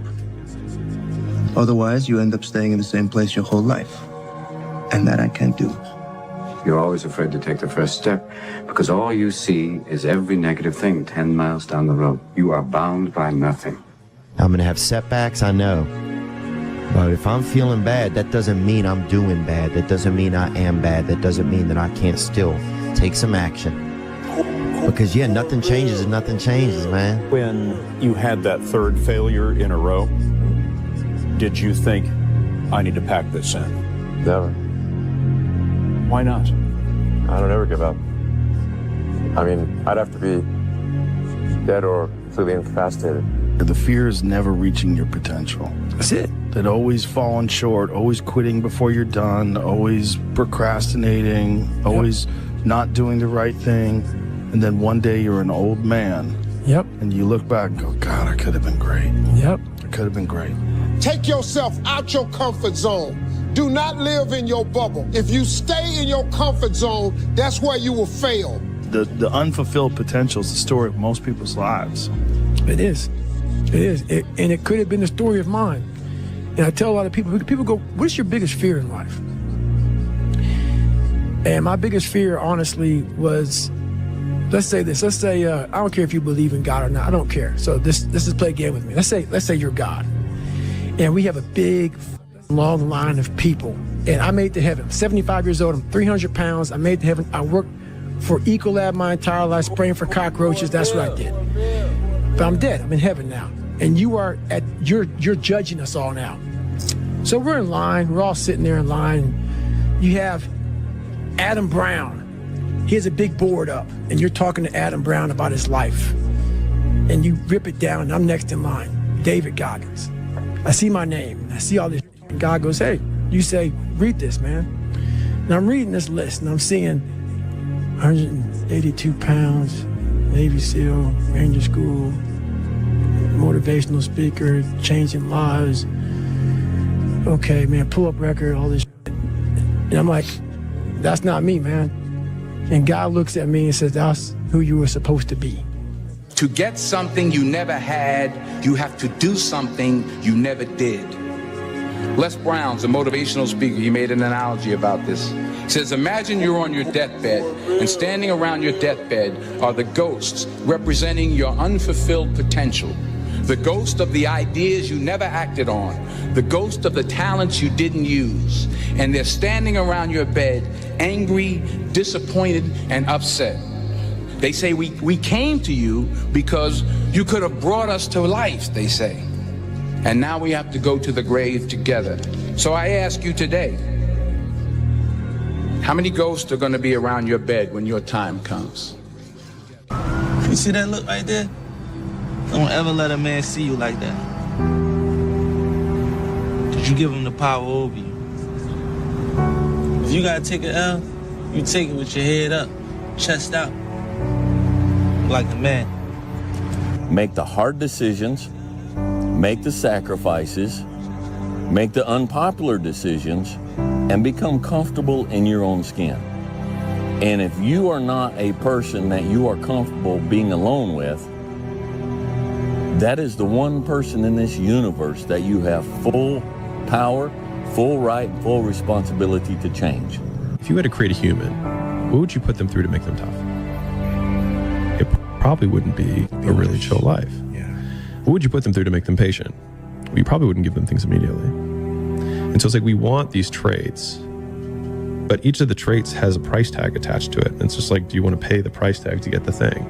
And so I think if people reframe the period of life that they're going through as the price that they're paying out of their wallet, but the wallet is their time, is the seconds of life that they're trading for it, then I think more people would be willing to make the trade. Because at least when I look at myself, like when I'm 80 something years old and I'm looking back at my life, I want to have these traits. But in order to have those traits, I know I have to go through these things. And I think for me, that's given me a lot of comfort in hard times. You love this game. I mean, love it with your whole heart. Because if you don't, let's not even bother. Let's not open that door. They're just going to slam it right in our face. I love this game. I live this game. And there's 1,000 other guys waiting in the wings who are obsessed with this game. Obsession's going to be talent every time. You got all the talent in the world, but are you obsessed? Is it all you ever think about? Let's face it, it's you against you out there. When you walk on that court, you have to think, I am the best guy out there. Whatever you do, you've got to be a little bit gone to it. You're not all there. You've got to be almost insane to your craft. Not a lot of people can understand that. That's why I don't know about nothing else. I do not pay attention to nothing else. There was games of football on yesterday, there was rugby, there was this, there was that. And like normal society is like, let's talk about this and let's engage in this. And I can't do it. I just don't, people are talking to me and in my head I'm counting something. I'm counting up a number or I'm knee deep in a sequence on the mat or on the feet. That's my life, sequences and numbers, nothing else. I cannot pay attention to nothing else. The fear is never reaching your potential. That's it. That always falling short, always quitting before you're done, always procrastinating, always not doing the right thing. And then one day you're an old man Yep. And you look back and go, God, I could have been great. And my personal question to you is, why not you? You've got the brains, you can make decisions, you can study the plan, you can change your life, you can grow immensely in the next few years, you can make your dreams come true, you can build a financial wall around your family nothing can get through, you can become healthy, you can become powerful. Why not you? People don't see that. People will never understand that. To be success, all they think about, well, he batted 202, and he struck out a certain number of times. Yeah, okay. But the effort was there, and the learning curve and the passion was there that has transcended not just to me, but to other people who are afraid to do things because they're worried about the perception that may come from other places.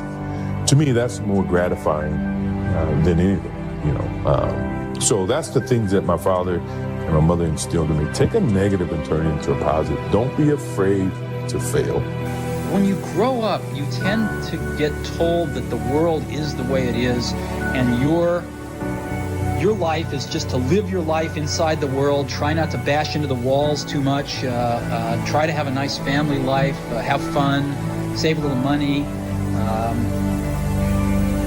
But life, that's a very limited life. Life can be much broader once you discover one simple fact, and that is everything around you that you call life was made up by people that were no smarter than you.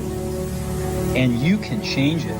When this goes online or whatever it is, it really matters, and it really doesn't matter. What matters is, the people who are sparked by it, and the people who are offended by it. It doesn't fucking matter. Fuck you, because it's about motivating the doers. We're not on this stage just because of talent or ability. We're up here because of 4 a.m. We're up here because of 2-a-days or 5-a-days. We're up here because we had a dream and let nothing stand in our way. If anything tried to bring us down, we used it to make us stronger. We were never satisfied, never finished, will never be retired. My high school English teacher, Mr. Fisk, he had this beautiful quote, and it read, "Rest at the end, not in the middle." And I took that to heart. I believe there's time for resting at the end, but for me, that time is not now. To have a dream, sacrifice for it, and never ever rest in the middle. Be the guy who embraces the ugly, the miserable. Be the guy who embraces hard work, the grind. Don't be afraid of being hurt. Don't be afraid of sacrificing some blood. You want to be great? You want to be the baddest motherfucker ever at what you do? You're going to be misunderstood by everybody because you're going to be so fucking obsessed and so driven to get there. That's what it takes. When people don't understand you anymore, you've arrived. If you haven't gotten what you want, then you're not worthy of it, period. Now you can admit that you suck and improve. Better to know you're bad for a season than pretend you're good for a lifetime. You're not making as much money as you want because you're not as good as you think you are. You're crazy until you're successful, then you're a genius. I think for a lot of people, when you're grinding as a small channel, people think you're too obsessed. You're a weirdo. Stop only making videos. Get a life. Be realistic. People will convince you're out of your mind for wanting to do this. But then once you're successful, they're like, yo, your drive, your tenacity was great. But it's where was that back then? I didn't get that when I was a small channel. It's only delusional until it works. So is it really delusional? Once the world see it, there's nothing delusional about it. Now, your delusion becomes, oh, he was a fucking genius. I tell you, the harder and harder you work in here, the harder and harder it becomes to accept failure out there. Second place isn't an option anymore, guys. The more you give in here, the more you get out there. Why would you not want to give it at all? What else are you gonna do? You come here and kill it right now? Or stay home on the couch? Watching the life pass by. What else would you be doing right now? Taking the time off? Or taking the time to get ahead? If it doesn't seem so easy to you, it's because you don't believe in yourself. You believe in yourself, you want to be in here killing it. Because it's giving you that much more of a chance because you believe you can come that. Because they don't believe they can ever get there. So therefore, why take the precautionary steps to sharpen and hone the arsenal to really go to battle. Because they don't even want to go to battle because they know they're going to lose. How do you want to look in the mirror? Every single morning, do you want a positive reinforcement or do you want a negative one about your day? How do you want people to see you? A lot of times I'll be in a 200 mile run or something like that, and I'm all jacked up. Body's broken, mind's broken, spirit's broken. I start to say, what if I can pull this off? It's the what if I can pull off a fucking miracle. What if I can become someone that no one thinks I can be? And just me talking about that, I have the hair going up on my arms because it makes me just like, what if? Passion is spirit. Nobody can charge you for passion. Nobody can tell you what passion looks like because nobody can dictate. Effort is 100% in the mind. No coach, no player, nobody else can make you run to the ball. Nobody else can make you finish a tackle. Nobody else can do it. That's why it's some battles. Blocking, tackling, until they get tired. Because you don't know what tired feels like. Let's face it, it's you against you out there. When you walk on that court, you have to think, I am the best guy out there. But here's the fact. All of you have extraordinary capabilities. All of you. You have to decide if you are willing to do the things to put you in that category. Don't put on the show. Freaking win the game. Don't put on the show. You win the game. Don't put on the show. You win the game. Don't put on the show. You freaking win the game. You don't put on the show. You win. Don't let him get into your head. Don't let him take this from you. You go in there and you kick his ass, man. You stop being you. You let people stick a finger in your face and tell you you're no good. And when things got hard, you started looking for something to blame, like a big shadow. Damn, Ron, come on! What's the matter with you? Mark. There is no tomorrow. There is no tomorrow. There is no tomorrow.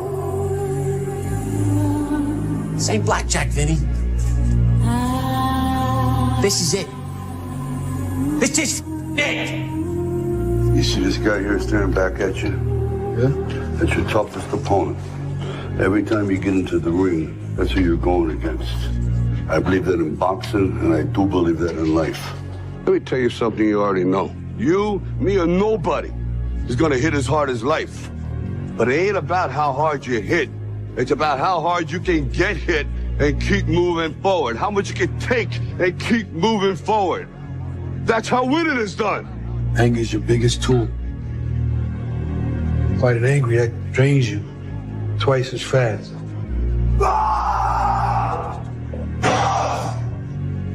Yeah, the guy in the ring is your enemy, but make his mistakes be his destruction.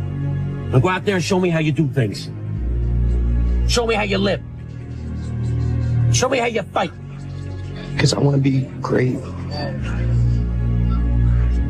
And you're not. I want to be one of the greats. You love this game. I mean, love it with your whole heart. Because if you don't, let's not even bother. Let's not open that door. They're just going to slam it right in our face. I love this game. I live this game. And there's 1,000 other guys waiting in the wings who are obsessed with this game. Obsession's going to be talent every time. You got all the talent in the world, but are you obsessed? Is it all you ever think about? I want you to understand the difference between a risk and a gamble. This, what we do here, this is calculated, okay? We weigh the odds, we make a choice. You see that man right there? Do you remember him? You gotta block out everything and be in the moment. Not the past, not the future, right now. You have control of this. This belongs to you. This is yours. You're the captain. You're the master. You're the foreman. You're the general. You're the head. Don't give control of this to nobody. Don't let this man control you. Don't let him control you. You got to get real doggish. Now, like I was telling you before, if you want to be ordinary, you ain't even got to listen to me. Just go on about your business. Hard times create hard men. Hard men create soft times. Soft times create soft men. Soft men create hard times. If you don't fail, you're not even trying. My wife told me this great expression. To get something you never had, you have to do something you never did. Failure has been achieved, thank God. Now, the only place to go from failure is to win. You have to achieve failure. You have to take it that far. Nobody wants to go that far. It's too scary. But you know something? I got news for you. That's where winning is. It always has been. Nothing's changed. Damn, Ron, come on! What's the matter with you? Tomorrow. Let's do it tomorrow. There is no tomorrow. There is no tomorrow.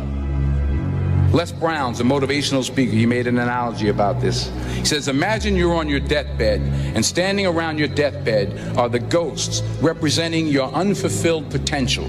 The ghost of the ideas you never acted on. The ghost of the talents you didn't use. And they're standing around your bed, angry, disappointed, and upset. They say, we came to you because you could have brought us to life, they say.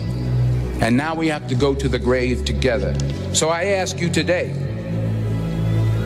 how many ghosts are going to be around your bed when your time comes?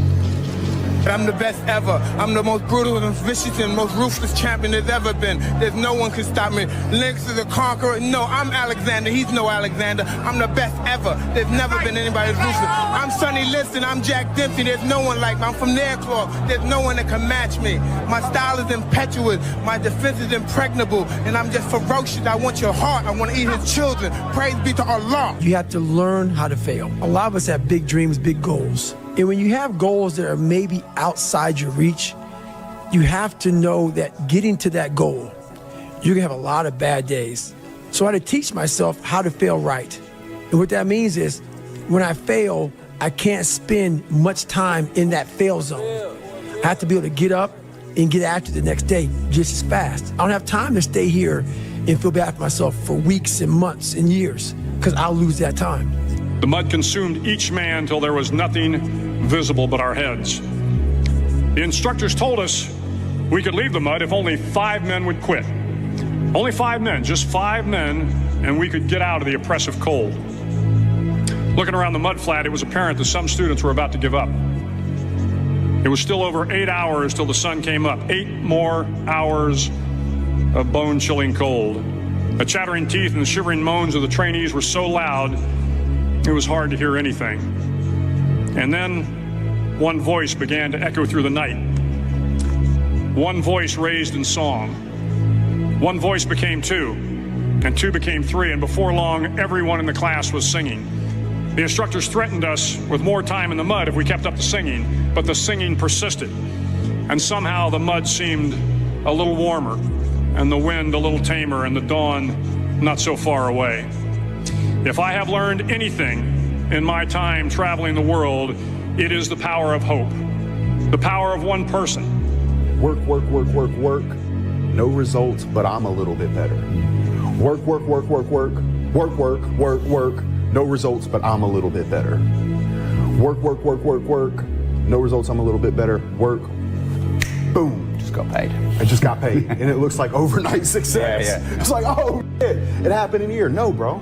It doesn't. The truth in front of you is it sucks. It's painful.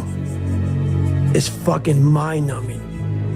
Because this is what it takes, creating another voice and sometimes going at it alone. All the time going at it alone, because no one's gonna believe in you.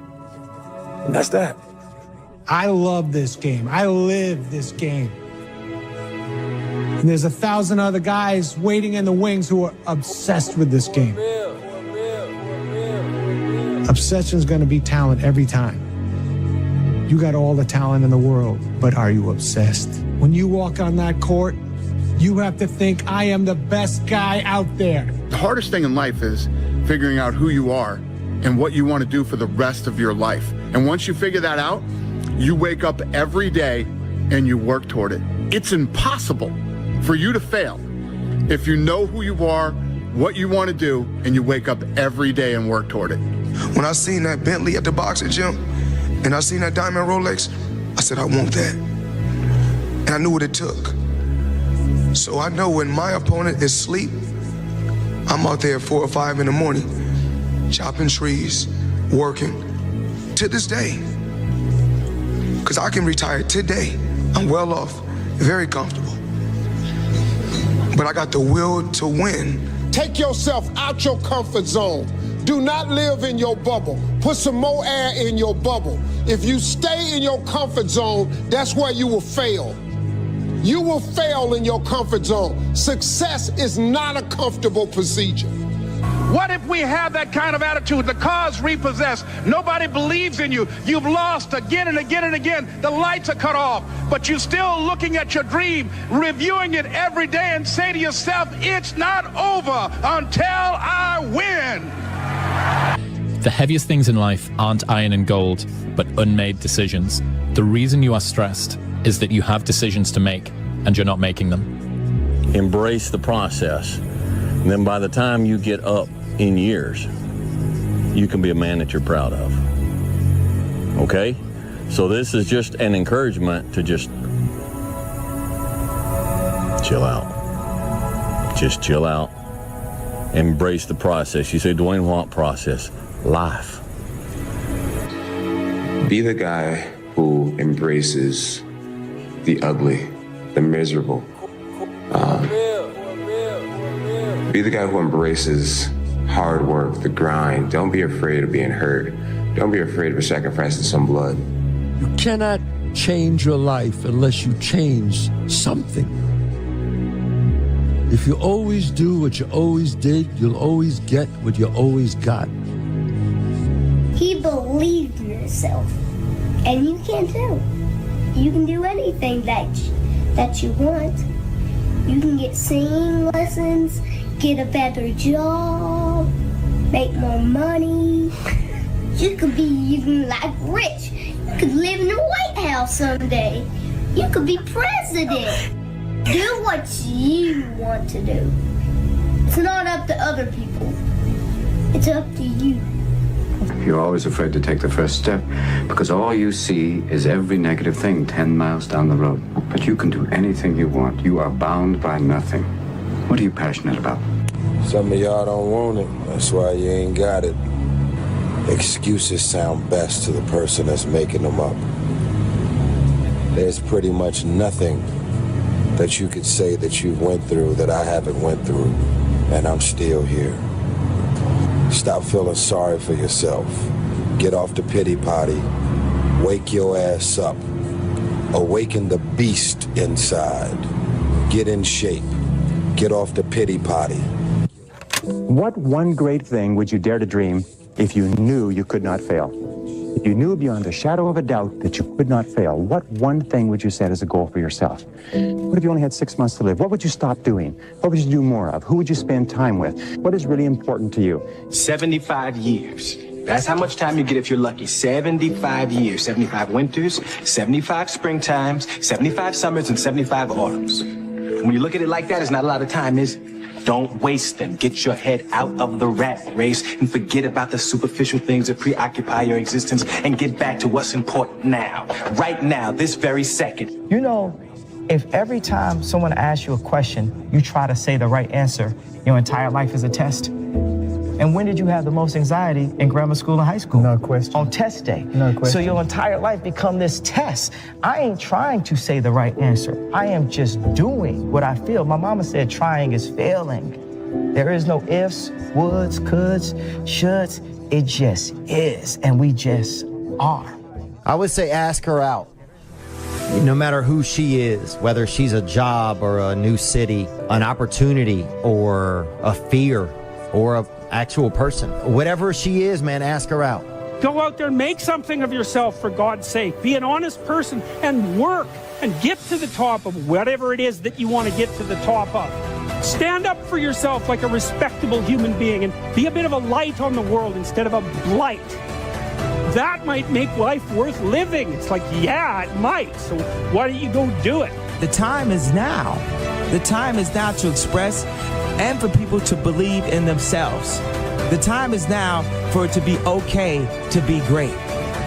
People People in this world shun people for being great, for being a bright color, for standing out. But the time is now to be okay to be the greatest you. You and I are capable of doing whatever we can see. We can hold it in our head, we can hold it in our hand. Don't waste your life. Set your goals high. Quit thinking about what's wrong. Start thinking what's right. Love a little more, hate a little less. You have no idea what you're capable of doing. Make up your mind today, you're going to figure it out. When you grow up, you tend to get told that the world is the way it is, and your life is just to live your life inside the world, try not to bash into the walls too much, try to have a nice family life, have fun, save a little money. But life, that's a very limited life. Life can be much broader once you discover one simple fact, and that is everything around you that you call life was made up by people that were no smarter than you. Is to shake off this erroneous notion that life is there and you're just going to live in it, versus embrace it, change it, improve it, make your mark upon it. What do you really, really want from your life? If you had no limitations, if you had all the money and all the time and all the talents and all the abilities, if you could do or be or have anything, what would you really want in your life? Yeah, there comes a day, man. Everyone's going to have this day. There comes a day where being average, being mediocre is just sickening to you. It's just sickening. It makes you want to throw up. Because you've seen people with far less talent than you. As you're growing up with them, their childhood buddies, whatever else, they didn't have what you had. Yet now they're fucking to become something that you haven't. There comes that day. It's either when you're young, you know, and it strikes you on the baseball field because you're sick of striking out, or it's when you get fired from your 5th job, you know, and your wife and kids are on your ass because you don't know how to support them anymore. There comes a fucking day where push comes to shove. Where being mediocre, being like average and shit just fucking burns. It sucks so much. You can't deal with it one more day. And you get off your fucking ass and you create something that's always been there. It's always been inside of you trying to come out. But you've never wanted to unwrap it because it's too much fucking pain and commitment. You were scared you were gonna fail. You were scared if you started, you never finish it. You didn't want to tell anyone about it. You knew it was there, but you never wanted to embark on it. Get success remind you of what you could have been. And then the fucking spark is born. Get success remind you of what you could have been. And then the fucking spark is born. And no matter what happens, I'm never gonna be in this boat again. And you get up and you go, even if it gets knocked down, you just keep going, you're a wild man. And life has never been so sweet. That can happen at an early age, it can happen at a later age. It's gonna happen to somebody no matter what, it's gonna happen to you. And when it does happen to you, thank your lucky stars that finally you're alive. Don't give up. If times are hard, good things nor bad things last forever. But most generally, we are in control of our own destiny. It is that you're all in. No matter what you do, you're all in. This is going to kill you. So I think you might as well play the most magnificent game you can while you're waiting. Because do you have anything better to do? Really? Why not pick the best thing possible that you could do? Why not do that? Maybe you could justify your wretched existence to yourself that way. I think you could, because you're more powerful than you think. Way more powerful than you think. I mean, God only knows what you are in the final analysis. You're blind to your own weaknesses, but you're also blind to your own strengths. It's like, how far could you take that? If you stopped wasting time, and if you stopped lying, and if you oriented yourself to the highest possible good that you could conceive of, and you committed to that, how much good could you do? Well, I would say, why don't you find out? It's time to unwrap the potential you can be. Superior, man. It's within you. It's within every single one of us. And the people that have risen to that level were no different than any one of us. It's just they believed it and they're willing to work their fucking ass off to get it. It wasn't about the potential. It wasn't about the genetics. It was about the perseverance. And it wasn't about being the hardest fucking worker in the room. That's what got them there. And it didn't happen overnight. They got knocked down more than they ever stood up. But they kept going and kept going and kept going and kept going, because what else is the alternative? To be average again. That sucks, man. I had a difficult childhood, but there's no excuse for people not being able to do what they want to do. You can do anything that you want to do. What do you really, really want from your life? If you had no limitations, if you had all the money and all the time and all the talents and all the abilities, if you could do or be or have anything, what would you really want in your life? I'm going to have setbacks, I know. But if I'm feeling bad, that doesn't mean I'm doing bad. That doesn't mean I am bad. That doesn't mean that I can't still take some action. Because, yeah, nothing changes and nothing changes, man.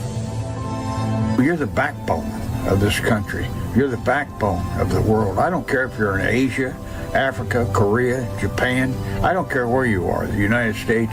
You are the leaders, the future leaders of this world. Happen. In life, folks, you cannot change your life unless you change something. If you always do what you always did, you'll always get what you always got. The unfulfilled potential is the story of most people's lives. It is. It is. And it could have been the story of mine. And I tell a lot of people go, what's your biggest fear in life? And my biggest fear, honestly, was, let's say this. Let's say, I don't care if you believe in God or not. I don't care. So let's just play a game with me. Let's say you're God. And we have a big fucking long line of people. And I made it to heaven. I'm 75 years old. I'm 300 pounds. I made it to heaven. I worked for Ecolab my entire life, spraying for cockroaches. That's what I did. But I'm dead. I'm in heaven now. And you're judging us all now. So we're in line. We're all sitting there in line. You have Adam Brown. He has a big board up, and you're talking to Adam Brown about his life. And you rip it down, and I'm next in line, David Goggins. I see my name, and I see all this shit, and God goes, hey, you say, read this, man. And I'm reading this list, and I'm seeing 182 pounds, Navy SEAL, Ranger School, motivational speaker, changing lives. Okay, man, pull-up record, all this shit. And I'm like, that's not me, man. And God looks at me and says, that's who you were supposed to be. I'm always waiting for everything to be perfect before I live my life. I'm always waiting for everything to be perfect before I live my life. As soon as these things line up, I'm going to live my life. Man, I'm so guilty of that. It's not all I'm never gonna get to that where everything's okay, where everything looks a certain way. And in the meantime, I'm burning the best time I do have available. I'm burning that candle up. I'm burning this candle down, and I'm saying as soon as it gets bright enough, I'm gonna show up. But the candle's getting smaller.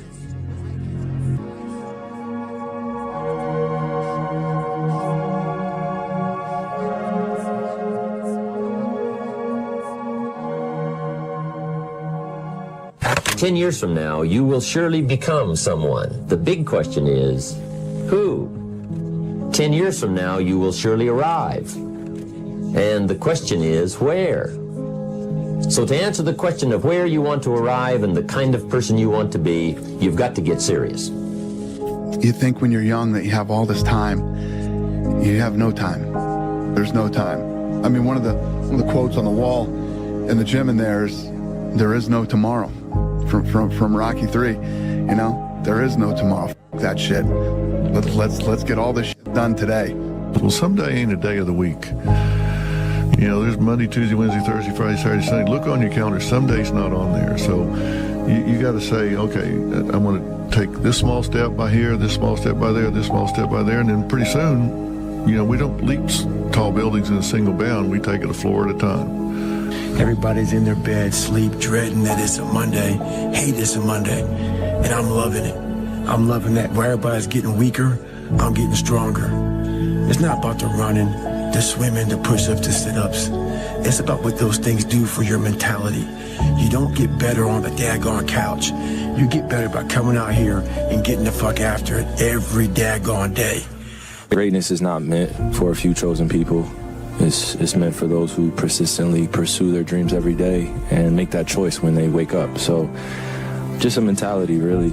Aspirations come from people that do amazing things, but they're really ordinary people just waking up every day doing the little things that other people aren't doing. So Every morning when you get up, say over and over to yourself, do it now, do it now, do it now, I do it now, do it now. Whenever you have this tendency to procrastinate, program your subconscious mind with this automatic conditioned command, do it now, do it now, do it now. The best way to fight the demons that chase you in the night is to stop and turn around. Turn around, face them. Man up. For you to look back on that week with pride. Okay, maybe stop breaking promises to yourself. When you say, I'm going to wake up tomorrow at 7 a.m., and when the option comes to hit the snooze button, don't do it. There's one win that you've got for the day. That's action. The path of the exceptional person is one of an exception, which means that you are not with other people. And rather than fighting that or bemoaning it, see it as an indicator that you're on the right path. Because if everyone else were cheering you on, then it means you're not in the right place, because it means you're just like everyone else, and that's not where you want to be. When you were born, you are a phenomenon. You are unique. Your DNA has never occurred in the history of the universe, going back billions of years. It will never occur in the future. Your life experiences with your parents and everything that you experience in your early years going on up is unique. It's yours. You're one of a kind, right? So that is your source of power. To waste that is just the worst thing you can do in your life.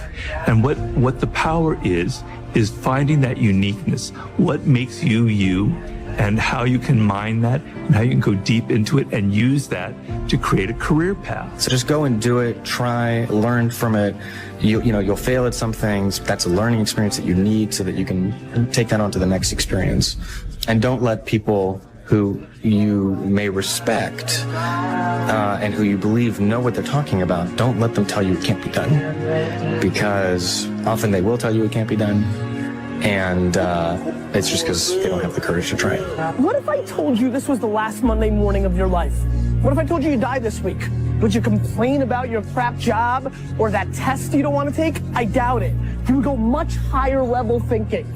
If you're not pumped right now, if you're begrudging what you're about to do, if you're not looking forward to it, look, we're living in a world where there's so much more opportunity. Please take a step back and think about how awesome it actually is. Recognize that you can attack the world in a totally different way because you were lucky enough to be born during this era. I'm going to have setbacks, I know. But if I'm feeling bad, that doesn't mean I'm doing bad. That doesn't mean I am bad. That doesn't mean that I can't still take some action. Because, yeah, nothing changes and nothing changes, man. There'll be times where you succeed and there are times that you fail. So wasting your time doubting whether you're going to be successful or not is pointless. It is. I mean, you just put one foot in front of the other. You control what you can't control. And then you see what the outcome is. Right? If you win, great. You're going to have to wake up the next day and do the journey over again. If you lose, it sucks, but you're going to have to wake up the next day and do the journey all over again anyway. Right? So it's really pointless to sit here and debate or have doubt or this, that, and the other. You train as hard as you can, and you step out there and you let it flow. It's time to stay focused. It's time to decide, fuck clubs, fuck partying, fuck trying to fit in and socialize. Rub elbows with everybody so people can stop calling you weird. Why are you so antisocial? Because I'm trying to get it. Why are you staying on the basketball court so much? Because I'm trying to get it. Why are you out there practicing in the hot sun when ain't nobody else out there? Because I'm trying to get it. Why are you not clubbing like every time I text you and invite you to go do something fun and cool, you always studying? Because I'm trying to get it. Let me tell you something, homie. These women ain't going nowhere. These clubs, these parties, all this shit ain't going nowhere. The more weird you are is a reflection of how committed you are to focusing on your shit, molding and shaping and developing your ideas and your craft so that when it's time for you to make your rounds, you gon' fly. Stop running around here trying to live up to the hype, homie. Right now, you guys are sitting there, and to make that first step towards greatness is the hardest step. But there is one thing harder than that, my friends. It's later in life. As you look back on your life, the windows of opportunity has closed. Your ability is no longer present. And you think back and you could have been great. Right now, you had the ability to never have that debate inside your head. That's the debate you can never win. I don't know what dream you have, but I can guarantee you that there's somebody in the hospital right now praying, begging God to have the opportunity that you have right now. Don't blow it. It is time to go from mediocre to meteoric. It is time to go from being counted out to being counted on. An hour lost today is an hour lost forever. In life, there's no timeout. You can't raise your hand and stop the clock. It doesn't happen. So instead, I recommend you learn how to flip that switch when you face something that is overwhelming or challenging. You flip that switch that says, go time. You don't have forever. Stop acting like it. That's the way life is. You don't have enough time. You gotta make time. God told me to tell you, don't pray no more. You don't need to pray. I gave you life. It's precious. You the one playing with it. You the one taking it for granted. You getting up late. You got an attitude. You don't feel it. I gave you breath. Use it. Get there early, man. You got all this stuff you want to do and you never say you got enough time. But get there early. No one's there. No one's doing anything in the morning. It's time to stay focused. It's time to decide clubs, partying, trying to fit in and socialize, rub elbows with everybody so people can stop calling you weird. Why are you so antisocial? Because I'm trying to get it. Why are you staying on the basketball court so much? Because I'm trying to get it. Why are you out there practicing in the hot sun when ain't nobody else out there? Because I'm trying to get it. Why are you not clubbing like every time I text you and invite you to go do something fun and cool, you always studying? Because I'm trying to get it. Let me tell you something, homie. These women ain't going nowhere. These clubs, these parties, all this shit ain't going nowhere. The more weird you are is a reflection of how committed you are to focusing on your shit, molding and shaping and developing your ideas and your craft so that when it's time for you to make your rounds, you gon' fly. Whatever you do, you've got to be a little bit gone to it. You're not all there. You've got to be almost insane to your craft. Not a lot of people can understand that. That's why I don't know about nothing else. I do not pay attention to nothing else. There was games of football on yesterday. There was rugby, there was this, there was that. And like normal society is like, let's talk about this and let's engage in this. And I can't do it. I just don't, people are talking to me and in my head I'm counting something. I'm counting up a number or I'm knee deep in a sequence on the mat or on the feet. That's my life, sequences and numbers, nothing else. I cannot pay attention to nothing else. You love this game. I mean, love it with your whole heart. Because if you don't, let's not even bother. Let's not open that door. They're just going to slam it right in our face. I love this game. I live this game. And there's 1,000 other guys waiting in the wings who are obsessed with this game. Obsession's going to be talent every time. You got all the talent in the world, but are you obsessed? Is it all you ever think about? Let's face it, it's you against you out there. When you walk on that court, you have to think, I am the best guy out there. And my personal question to you is, why not you? Your biggest enemy is you. My whole book is about you battling yourself. People don't understand it's you against you. The only person that gets in your way is you. Nobody else. It's you. You cannot change your life unless you change something. If you always do what you always did, you'll always get what you always got.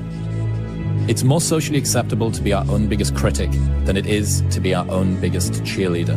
Listen to the pain. It's both history teacher and fortune teller. Pain teaches us who we are we. Sometimes it's so bad, we feel like we're dying. But we can't really live till we die a little, can we? You've got the brains. You can make decisions. You can study the plan. You can change your life. You can grow immensely in the next few years. You can make your dreams come true. You can build a financial wall around your family nothing can get through. You can become healthy. You can become powerful. Why not you? The fear is never reaching your potential. That's it. That always falling short, always quitting before you're done, always procrastinating, always not doing the right thing. And then one day you're an old man. Yep. And you look back and go, God, I could have been great. Yep. I could have been great. Take yourself out your comfort zone. Do not live in your bubble. If you stay in your comfort zone, that's where you will fail. The unfulfilled potential is the story of most people's lives. It is. It is. And it could have been the story of mine. And I tell a lot of people go, what's your biggest fear in life? And my biggest fear, honestly, was, let's say this. Let's say, I don't care if you believe in God or not. I don't care. So this is play a game with me. Let's say you're God. And we have a big, long line of people. And I made it to heaven. I'm 75 years old. I'm 300 pounds. I made it to heaven. I worked for Ecolab my entire life, spraying for cockroaches. That's what I did. But I'm dead. I'm in heaven now. And you're judging us all now. So we're in line. We're all sitting there in line. You have Adam Brown. He has a big board up, and you're talking to Adam Brown about his life. And you rip it down, and I'm next in line, David Goggins. I see my name. I see all this shit, and God goes, hey, you say, read this, man. And I'm reading this list, and I'm seeing 182 pounds, Navy SEAL, Ranger School, motivational speaker, changing lives. Okay, man, pull-up record, all this shit. And I'm like, that's not me, man. And God looks at me and says, that's who you were supposed to be. You've got to be a little bit gone to it. You're not all there. You've got to be almost insane to your craft. Not a lot of people can understand that. Is that when it feels scary to jump, Ian, that is exactly when you jump. Otherwise, you end up staying in the same place your whole life. And that I can't do. You're always afraid to take the first step because all you see is every negative thing 10 miles down the road. But you can do anything you want. You are bound by nothing. Do you love this game? I mean, love it with your whole heart. Because if you don't, let's not even bother. Let's not open that door. They're just going to slam it right in our face. I love this game. I live this game. And there's 1,000 other guys waiting in the wings who are obsessed with this game. Obsession's going to be talent every time. You got all the talent in the world, but are you obsessed? Is it all you ever think about? Let's face it, it's you against you out there. When you walk on that court, you have to think, I am the best guy out there. I'm going to have setbacks, I know. But if I'm feeling bad, that doesn't mean I'm doing bad. That doesn't mean I am bad. That doesn't mean that I can't still take some action. Because, yeah, nothing changes and nothing changes, man. Everything around you that you call life was made up by people that were no smarter than you. And you can change it. You can influence it. You can mold it. When you had that third failure in a row, did you think, I need to pack this in? Never. Why not? I don't ever give up. I always felt like I could do anything. That's the main thing people are controlled by. Thoughts, their perception of themselves. They're slowed down by their perception of themselves. If you're taught you can't do anything, you won't do anything. I was taught I could do everything. To all of you watching here, come close to the screen and listen. People don't have to like you. People don't have to love you. They don't even have to respect you. But when you look in the mirror, you better love what you see. You better love what you see. Thank you to the critics. Thank you. Sometimes life can really hijack your mind. When that happens to you, you're all f***ed up. Your goals, your ambitions, everything is out the window. In life, we all go through different things. Sometimes your girlfriend or boyfriend breaks up with you. Guess what? Get the f*** over it. They no longer want you. Maybe you failed a test in school. You worked your ass off. Guess what? You failed the test. Get over it. Move past it. Learn to not let life hijack your brain. At work, you've been working your ass off for that new promotion. You don't get it. Someone else does. Maybe they kiss better than you do. Guess what? Get over it. Life will hijack your mind if you let it. Don't allow all these things to make you a lesser person. You must own your mind. Don't let life own yours. It's time to stay focused. It's time to decide clubs, partying, trying to fit in and socialize, rub elbows with everybody so people can stop calling you weird. Why are you so antisocial? Because I'm trying to get it. Why are you staying on the basketball court so much? Because I'm trying to get it. Why are you out there practicing in the hot sun when ain't nobody else out there? Because I'm trying to get it. Why are you not clubbing like every time I text you and invite you to go do something fun and cool, you always studying? Because I'm trying to get it. Why would you not go for it? Why would you not take a chance? At one point in time, you got to take a chance on you. To get something you never had, you have to do something you never did. Les Brown's a motivational speaker. He made an analogy about this. He says, imagine you're on your deathbed, and standing around your deathbed are the ghosts representing your unfulfilled potential. The ghost of the ideas you never acted on. The ghost of the talents you didn't use. And they're standing around your bed, angry, disappointed, and upset. They say, we came to you because you could have brought us to life, they say. And now we have to go to the grave together. So I ask you today, how many ghosts are going to be around your bed when your time comes? I asked the question, why not you? And now here's my